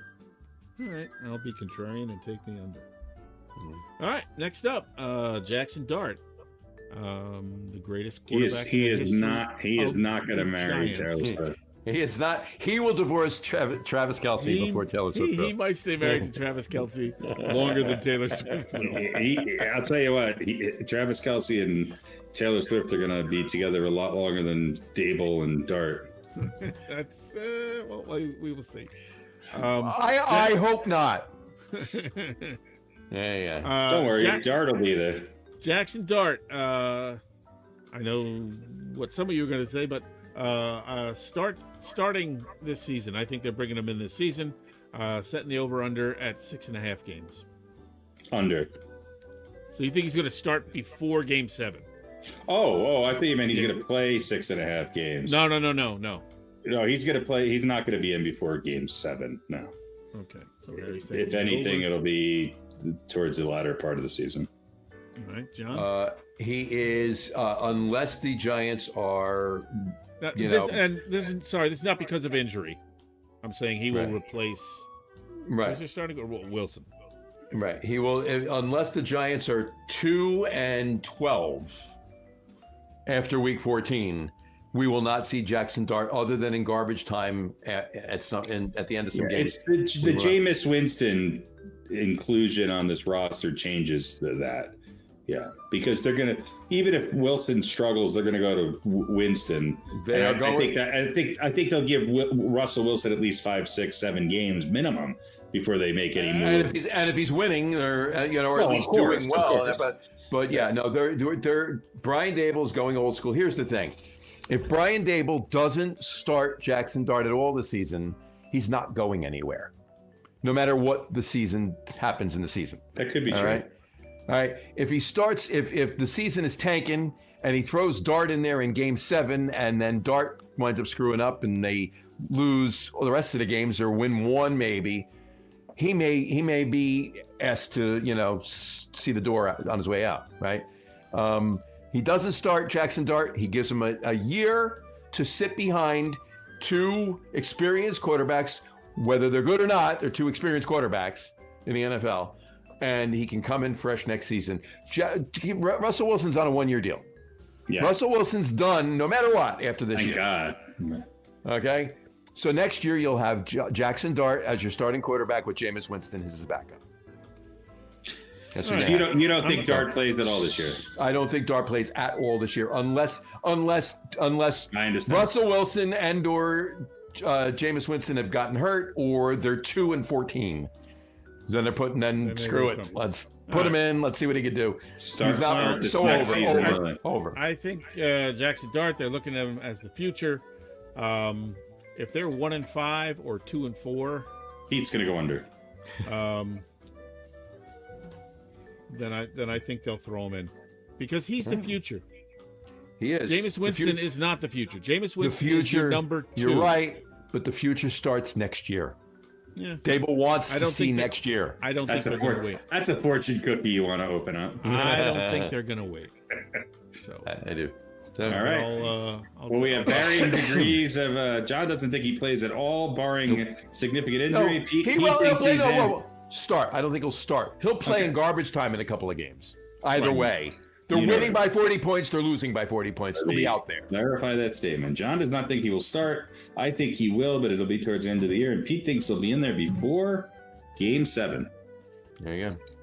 All right. Let's do a little Are They For Real? Let's do it. All right, rock and roll. What is real? What is real? How do you define real? If you're talking about what you can feel, what you can smell, what you can taste and see, then real is simply electrical signals interpreted by your brain. Pretty sure none of that's real. You're not real. For real, for real, for real. Yeah. What is real? All right, what is real? Football edition. Let's start off with a simple one. Who's more for real? Sam Bradford Smith Darnold with the Seahawks, or Geno Smith with the Raiders? Who's going to have a better year? Harry. Win total wise, or just better year? Who's going to have like a better, like kind of, Geno Smith. Geno Smith is top 10 quarterback. He's a top 5 quarterback when you look at most of the metrics. It's crazy. And I'm not his biggest fan, but he will have a more successful year. Yeah, he's definitely more solidly proven. That's maybe he's right. Darnold's had a great year and a lot of nothing before that. So yeah, I mean, I'm talking QBR, things like that. Darnold might throw for more yards and things like that, but I don't know. I think both of them are going to have transition years. Right. Yeah. John, I think they're closer. Maybe Geno does edge out Sam Darnold a little bit, but I think they're closer than we're talking. But I think Geno Smith's going to have the better year for the sheer fact that Pete Carroll is his head coach. Yeah, I tend to agree with what both you guys said. Raiders, I think they're going to be better. I said I think they might make the playoffs, obviously as a wild card. They have a lot to do, though. Seattle is a little bit more established as a team, and if Darnold shows that last year was not a fluke, then he could have the better year. I'm going to take Bradford Darnold. All right, why not? A little bit of housekeeping from a previous Are They For Real? We talked about Cleveland quarterbacks. Rank them 1, 2, 3. John, you ranked Flacco, Pickett, and Dylan Gabriel. So Pickett is obviously gone, and Gabriel is number 2. So 1 for 3 on that one. Mm-hmm. Harry, you took Joe Flacco. Gabriel is number 2. Deshaun Watson is number 3. Watson's probably not going to play. He's on the PUP, and they want nothing to do with him. So 2 for 3 on that one. I took Flacco, Pickett, and Sanders as number 3. So 2 for 3 for me. I don't know what that means, but 2 for 3. Yeah, I got Flacco and I got Sanders. Unless, Sanders of course, Sanders now, number 3. Yeah. Now again, we have to. I mean, I don't think they're going to move anybody before the beginning of the season. But we said when the season starts, this is what we think our rankings are. So. Gotcha. Yeah, right. I gotcha. All right. Now let's go to what I think is going to be. Well, hopefully it's enjoyable and fun. Are they for real? Better season record, and I'll give you their last season records as well. Right. And this is sort of the bottom of the barrel. We're not talking about the Rams and the Chargers here. Who's going to have a better season record? The last year 3-14 Titans or the 4-13 Jaguars? John. 4-13 Jaguars. So the Jags will have a better season. Harry.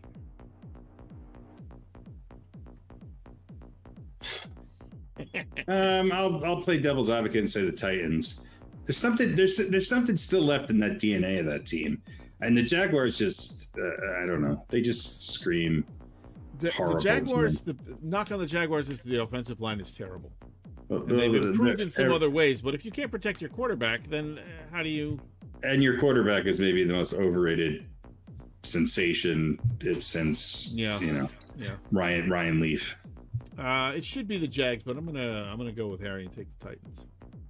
All right, better season record: the 5-12 Panthers or the 5-12 Saints. But the Saints are horrible. The Panthers are horrible too. Yeah, I just don't see the Saints. Did the Saints even pick the quarterback? Do they even know? Yesterday, they picked their quarterback, and I think his name is Dirk Diggler. Dirk Diggler's well, there you go. What is his? At least you know that Rattler. Somebody Rattler. Yeah. I can't even. I want to hear what Harry was going to continue on that. At least you know. No. Spencer Rattler. Caught myself. Roller Girl is going to be on the sideline. That's right. If you don't want to have the tush push, that's all I know. All right, so there's a built-in yardstick. So you taking the Panthers? I'll take the Panthers. Why not? Harry? Panthers, yeah. Sorry, John? Still saying Panthers. The Panthers are going to have the better season, and I'm going to tell you why too. The Saints are tanking. They're tanking for Arch Manning, and they're not going to get him because he's staying in school next year too. But the Panthers. He'll do anything to go. He'll do anything to avoid New Orleans. Yeah. All right. Next up, John, we'll start with you. The 5-12 Jets or the 4-13 Patriots. I did not put the we did the Dolphins before, but I didn't put the Dolphins. 4-13 Patriots. 4-13. The Mike Vrabel effect will win them a game or two more than the Jets will total. All right. Over under on the Patriots is 8.5.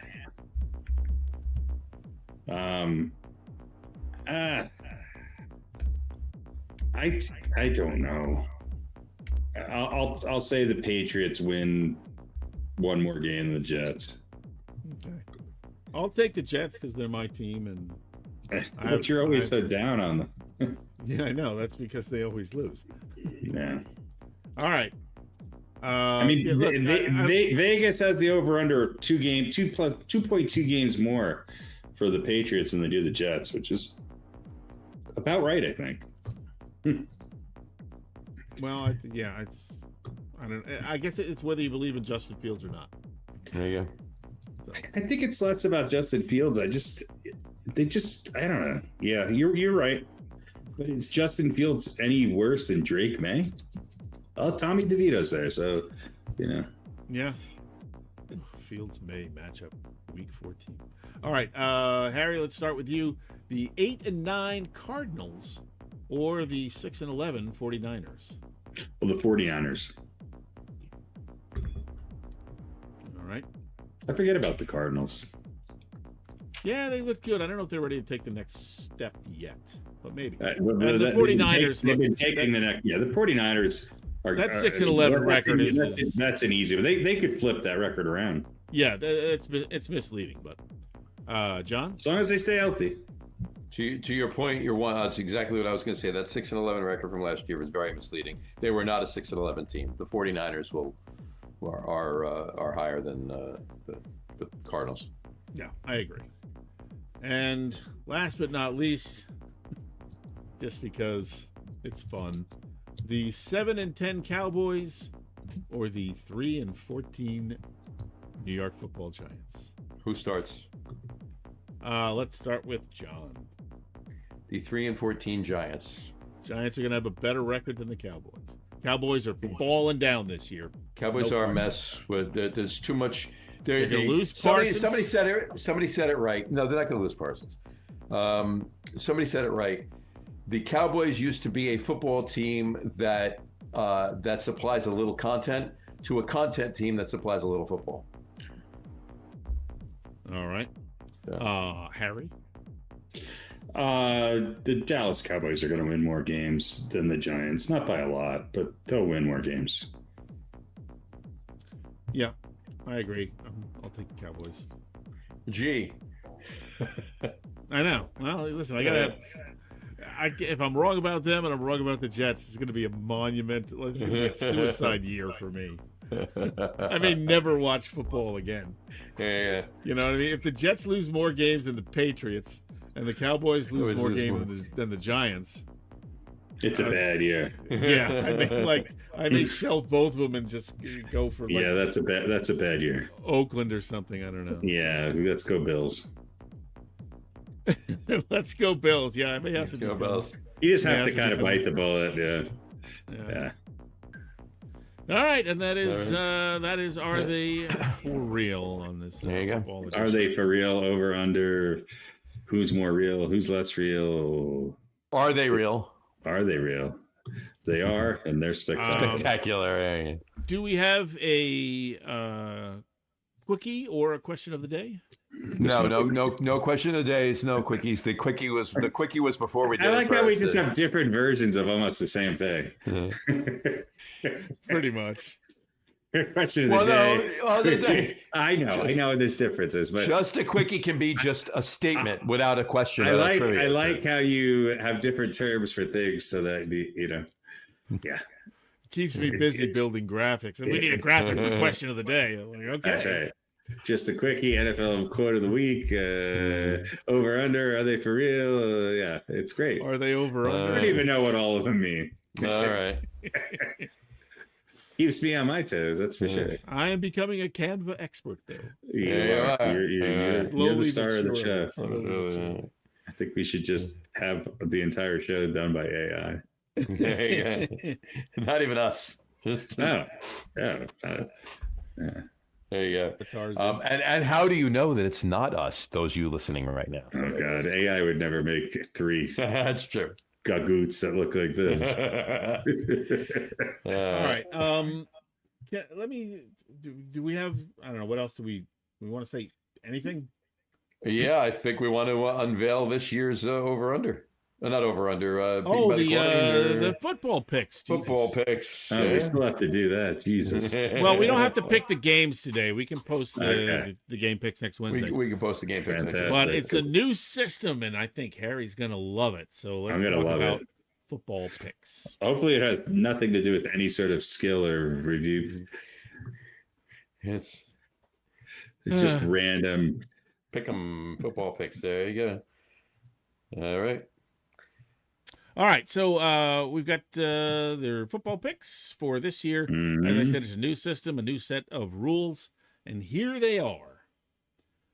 So I'll read them very quickly. Each week, JJ, Harry, myself, and the coin will choose one game that we will all make our picks about or on.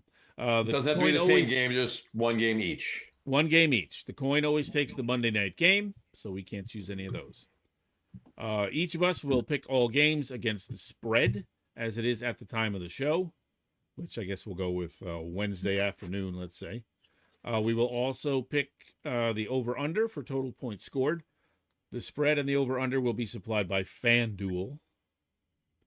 And points will be awarded based on the picks as well as the team performance. For example, week 1, Dallas at Philly. Philly is a 6.5 point favorite. So it's Philly minus 6.5 or Dallas plus 6.5. And the over-under is 46.5. Interesting. So if you pick the Eagles and they cover, you get 2 points. If Philly wins but you don't cover, you get 1 point. If Philly loses, you get 0 points. And a push is always half a point. If you pick the Cowboys and they win the game outright, you get 3 points. If they lose, because they're an underdog. Because they're an underdog. If Dallas loses but they cover the spread, you get 1 point, and if they lose and don't cover, 0, and a push is a half. So I like that. I did so you got a little bit of you can make up for some points if you think you got the upset of the week. Well, right. Or if the spread isn't that big. Yeah, well, that's still just 1 point. Right, but if you're taking an underdog and the spread is 1.5 or something like that, then you might have a chance to. Now, I did some research, as there's some folks who calculated, and they came up with the fact that of the last year of the favorites won like 195 out of 272 regular season games, so they covered like 54% of the time. Pretty close. Yeah, so pretty close, and I think that I'm trying to dissuade like picking the easy games. You know what I mean? And because if you whether you pick the underdog or the favorite in a particular game, if the spread is not covered, then you reach whichever team you pick. Both of you get a point. So try and get some. So we each get to pick what game we want to have for our game of the week. Right, you're going to pick one. John's going to pick one. I'm going to pick one. The coin will take Monday night. We'll all do the pick of those 4 games, and then we'll award the points as thus. Oh, I got you. Okay. Yeah, we're all going to pick the same 4 games, but we get to choose which one we want to put into the mix. Okay. And total points wins. There's no head-to-head. End of the season, whoever's got the most points. It's total points. So, like, for all intents and purposes, hypothetically speaking, of course, we could, halfway through the season, we could have all of us could have picked the same team in the same 4 games and have the same amount of points at that particular point in time. Mm-hmm. Yeah. All right. I'm sure that won't be the case. Obviously, we're going to have different opinions on a lot of the games, but just hypothetically speaking, we could be mirroring each other, all us and the coin, all the way through till week 9 and be tied with whatever points they total. Yeah, I think it would be unusual because the coin is still a coin flip. No, of course. That's what I'm saying. It's going to be different. The coin is actually 2 coin flips. Mm-hmm. And don't forget, you got to pick the over-under, too. Right. So that's an extra variable for an extra point. Right. Well, that's what I'm saying. It's highly unlikely is going to be the case, but it could. That's all I'm saying. Right. No, I mean, the way to do it is if you really, I think the favorites win about 65 to 69% of the time, somewhere in that range. The over under, I have no idea. I think that's a total crapshoot in a lot of ways. Sure. Yeah. And then you were saying, I guess the teams that win only cover, a little bit more than 50% of the time. So right. Yeah. Right. And the over under is just 1 point. Yeah, just 1 point. Gotcha. Either you're right or you're wrong. So you got 2, 1, 0 or a half, 3, 1, 0 or a half, and the over under is 1 point either way. Right. And I mean, a push is going to be either a tie score, or if the spread is the even number and the favorite wins by that number, then that would be a push. Right. And that's, that rarely happens. Like if it's a pick 'em, right? Then it would be a push. I think if it's a pick 'em and they tie, then it's a push. To pick 'em and they tie. Okay. Like, if there's no spread and they tie, then that's a push. I wonder how often there's no spread these days. I think there's always there's a few here and there. Yeah. All right. So for instance, week 1. Now again, these odds may change because we're still a week away. But week 1 right now, FanDuel's got the Chiefs at the Chargers, and the Chargers are +3. Right. So if the Chiefs win by 3, that's a push. That's a push, right? Or like I said, if they go through overtime, right? We don't have penalty kicks in the NFL, right, for regular season games yet. No, they haven't resorted to that. So you can still have a tie if they go through the overtime and the game is tied. That's a push as well. So, I mean, I'm looking at, there's always a 0.5 in the spread now. It's never an even spread. Yeah, well, I mean, again, looking at it right now, the Panthers at the Jags is 3. Well, I think I'm just looking at ESPN, and I think DraftKings does that too. But by the time the game starts, yeah. So we're going with was it FanDuel? You said it's FanDuel. Yeah, we're going with FanDuel, and we're going with whatever. Can you get on FanDuel without having to download an app?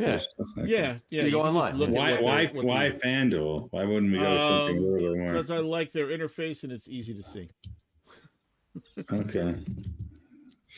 Get you some new glasses. And they have the line, they have the spread, they have the money line, and they have the over under right there. Okay. So you're right. I don't think they're a better source than anything, but they should be.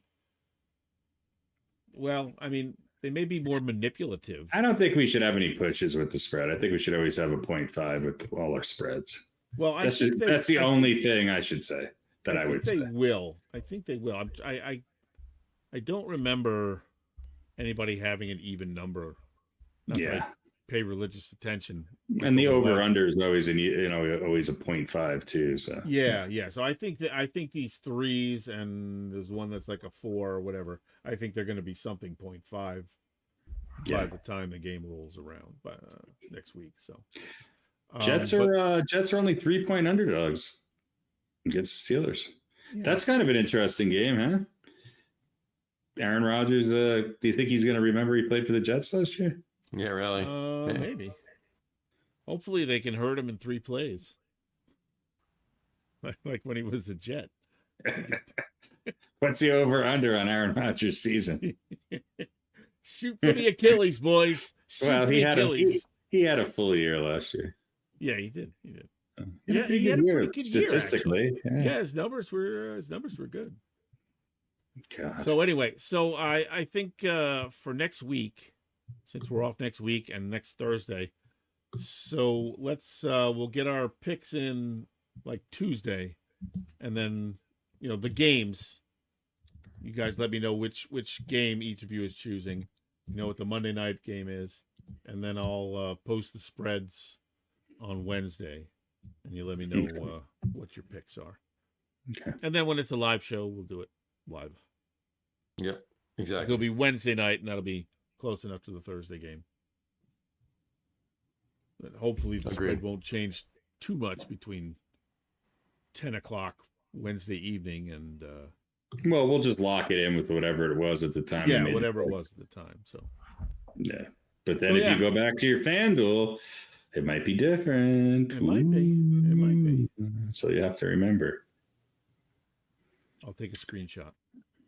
Sure. So yeah, so that's. I think that it should be fun. I like it. Good job. I like it too.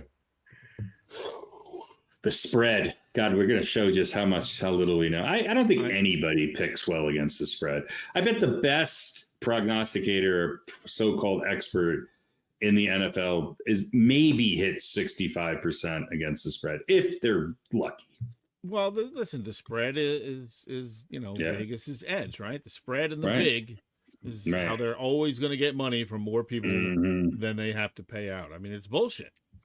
If you were just picking winners with no spread, they'd lose their shirt. So, but it's surprising to me that we never picked with the spread up till now. Oh God, we barely knew which teams were playing. Yeah, this is our 6th NFL season, and this is the first time we're using the spread in these picks. Yeah. All right. All right. Cool. Only other thing, I just want to get your guys' opinion real quick. So a lot was made of Venus Williams playing in the U.S. Open. Yeah. And let me just say this. I'm a Venus Williams fan. I've been a fan of the Williams sisters, and I know that, whatever, there's some controversy, and their dad was, making noise. He was like not as bad, but who was the LaMelo and the Mr. Ball. Mr. Ball, but look, he made those girls into champions, and they're, they belong in the pantheon of all-time greats, both of them. But I kind of feel like, and I said this about certain players, and this is going to be going way back, but like Jimmy Connors, he kind of hung on a little bit too long. And these are all players I love. Billie Jean King kind of hung on a little bit, I feel like, too long. Martina Navratilova. And I'll say the same thing about Djokovic if he's still playing next year and he hasn't won his 25th. At a certain point, at least for these majors, you should step aside and let a younger player have a shot at it. And I know she's playing for the love of the game, and Venus Williams is a great player, but you're 45. You have no chance of winning. You want to play tournaments, great, but don't go to the majors. Give one of the younger players a shot. That's my only knock on it. Agreed. I agree with you on that one. I do. Yeah. If you were a journeyman or a journeywoman, I guess, or journey person, and maybe you'd won like one major or something, but then you made enough money to get by and to live, but this is what you do, and you were kind of hanging on and taking one more shot. But when you're one of the all-time greats, you should know when your time has come. At least for the majors. You play other tournaments, great, but let the younger kids in. Yeah, I don't necessarily agree. Look, it's not like she embarrassed herself. She did. And she wasn't like she was playing somebody who made it to the semis. Yeah. And took him, Lucha was, I think, an 11 seed this year. I think she's been to the semis twice. Yeah. So, no, I'm not saying she embarrassed herself. I don't mean that at all. I just mean look, it's not that she didn't earn being there. I'm not saying that either. But I don't think she's still playing in the doubles, too. I don't think she's that much better than whoever did not get that spot. Right. I don't know. Do you think she just got in based on, I honestly, I'm not even sure what the criteria is. Yeah.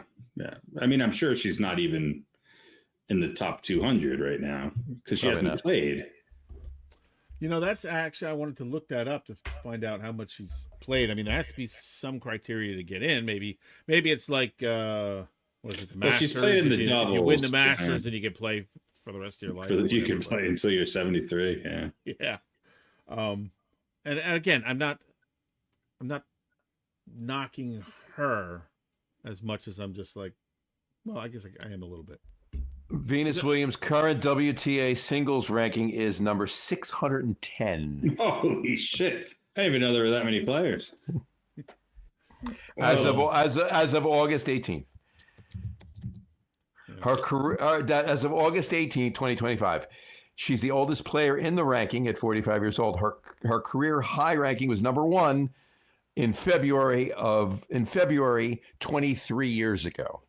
Yeah, she beat her sister, I think, in the finals of it might have been the U.S. Open, like in 2001. No, 2001. Yeah, this was 02. Her highest ranking was number 1 in February 02. I mean, I assume she has gone through the I think she was number 1 in 2010 as well. I think she might not have won, beat her sister in, but she was. I think she was number 1 in 2010 was the last time.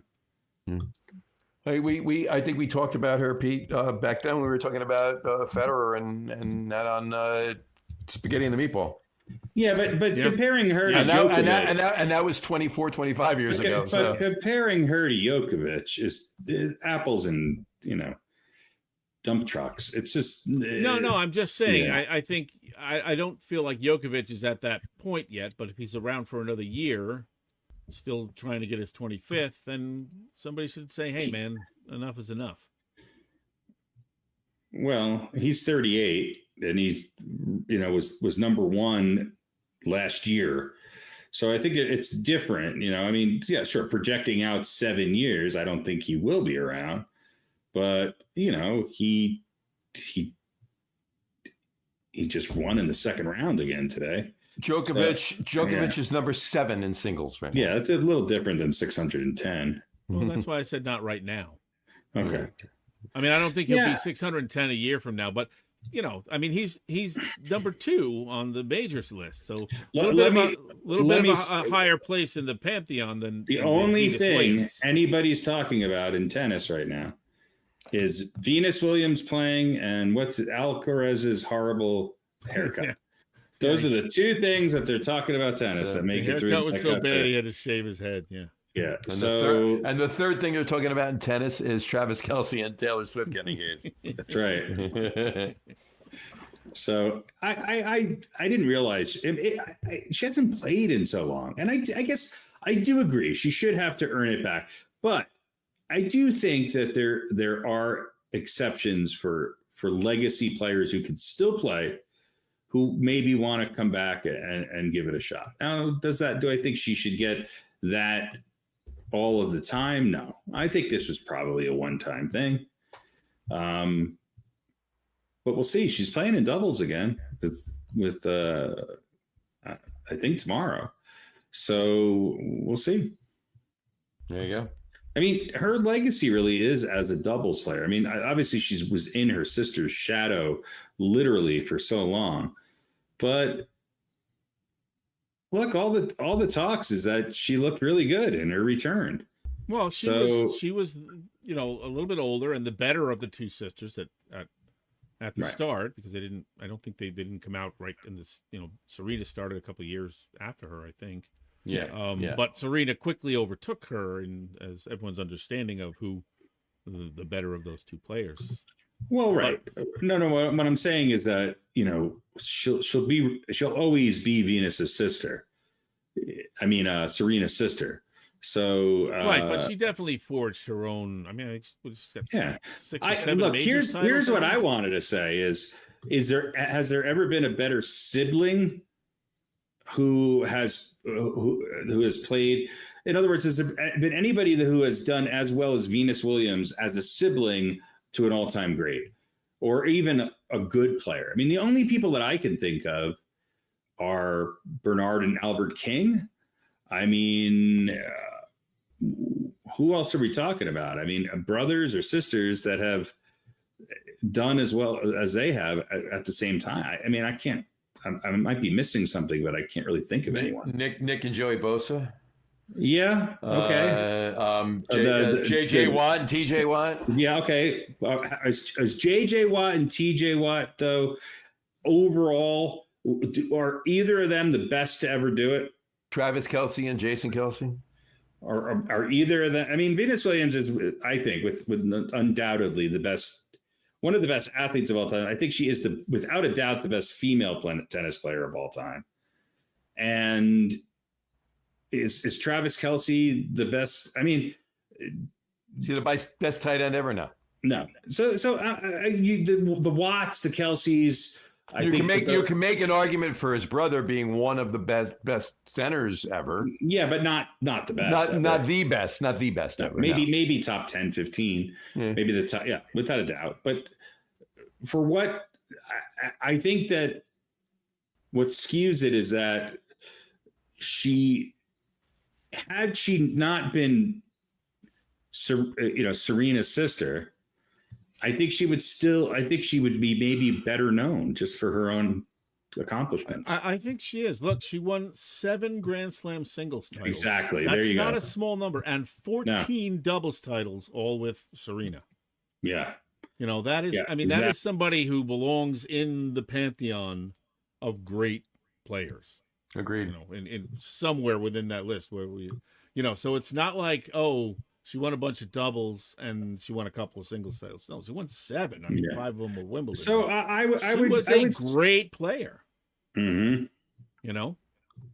And I don't know. Maybe it's just sort of like she didn't embarrass herself, but like I know a lot of people who, I think we've talked about this before, like they go see the bands that they loved 40 years ago when they were in their 20s or in their or 30 years ago, and they they go to the concerts and these people are shells of themselves. Now, kudos, they're still doing it, but I don't want to see that. I don't want to see my music heroes in their 60s, can't really sing anymore and, don't have energy, and half the band is studio guys. Yeah. I mean, she's a top 10 in women's Grand Slam singles wins titles. And she's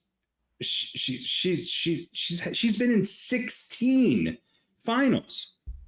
I mean, she's nowhere near Chris Evert or Serena, who's 34 and 33, but she's 2 behind Billie Jean King. Right. Yeah. I mean, she's not. Right. Yeah. She's not just Serena's sister who rode her sister's coattail, but right. Damn good player. Right. So cool. I'm happy that she went there and she didn't embarrass herself. She did take Muchova, I think is their name, to 3 sets. But I just think in a major, I want to see the younger talent. I like Serena, but I mean Venus Williams, but I don't want to see her playing in the U.S. Open. I'd rather see whoever might be the next phenom. That's just me. I agree with both of you. You both have points. I agree with. Yeah. Well, here you go. I just looked it up. Most successful siblings in sports. We forgot a couple. One, I can't believe John didn't bring this up because it's his good old buddy. But it's Venus and Serena Williams, followed by Peyton and Eli Manning. There you go. Yeah. Oh, don't forget Tiki and Rondi Barber. Yeah, I don't think they're higher than some of the other ones that we mentioned. I think all of them on the highest level. Yeah, it would be Peyton and Eli, obviously. So yeah, yeah. The Klitschko brothers in boxing, Steve. I mean, when you start to put the Gasol brothers up there, then I think I'm proving my point. Don't forget the Malachi brothers and Demolition Derby. Well, Oh, and the doubles tennis players, the Brian. Oh no, they're not. No, they have the same first name. They're not siblings. Well, the Hanson brothers. I mean, maybe Phil Esposito and Jennifer Esposito, Tony Esposito. Probably there's. You know what? I bet is there a pair like in bowling that we've never heard of? Yeah, there's definitely Al and Dick McGuire. Yeah. Hey, you know what? We never talk about bowling on this show. Harry and I grew up in the same town that Mark Roth did. That's right. There you go. And he did not have a brother. I will look him up as soon as the show is over, so I know who you're talking about. Yeah, I mean, I bowled with him. I was very young, but I bowled with him. Yeah. Well, I bowled next to him. There's got to be some hockey guys. I think the Espositos, race car, but I think I think they're the best, Venus and Serena. I don't think it's close. Maurice and Henry Richard. Okay, that's a pretty good brother combination. Yeah. They're up there. Yeah, the Rocket. Peyton and Eli and Jackie and Mac Robinson. So, but they don't, of course, have. This is all brothers on this list, but I will say that I think Venus and Serena are the top of that list. Mm-hmm. Well, listen, if Rafael Nadal's younger brother hadn't chose badminton, that's right. Career, that's right. Then they might be up there too. So that's right. And who knows what happened to Tom Brady's brother? He was consumed. They were twins, and he was consumed in the womb by Tom.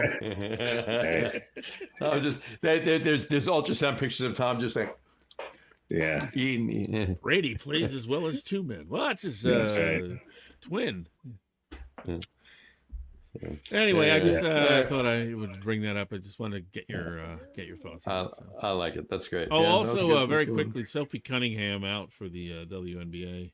Not really. I didn't feel like it was a dirty play, but the smile on the player who sort of stumbled into her when she went down screaming was disturbing. Yeah. So I don't think the Fever are going to win the championship now. I don't know if Caitlin Clark's going to play again this year.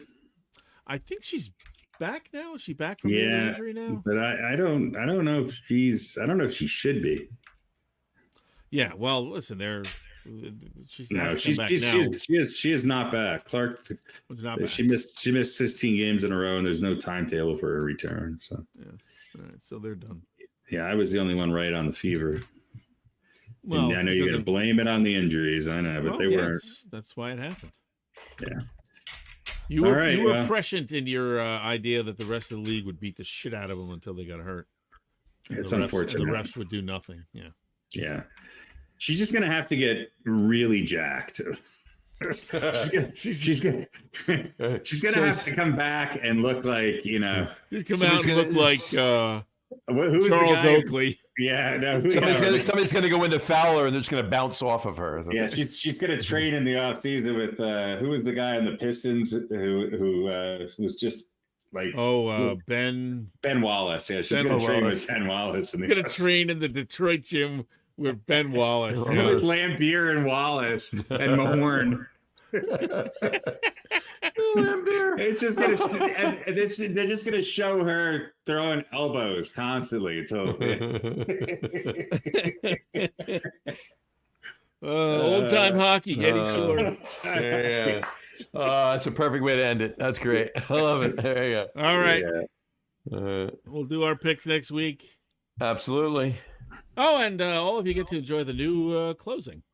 Very nice. Right. Very much like the old closing, but slightly different. The old closing, same as the new closing. Yeah. All right. See ya. Bye, everybody.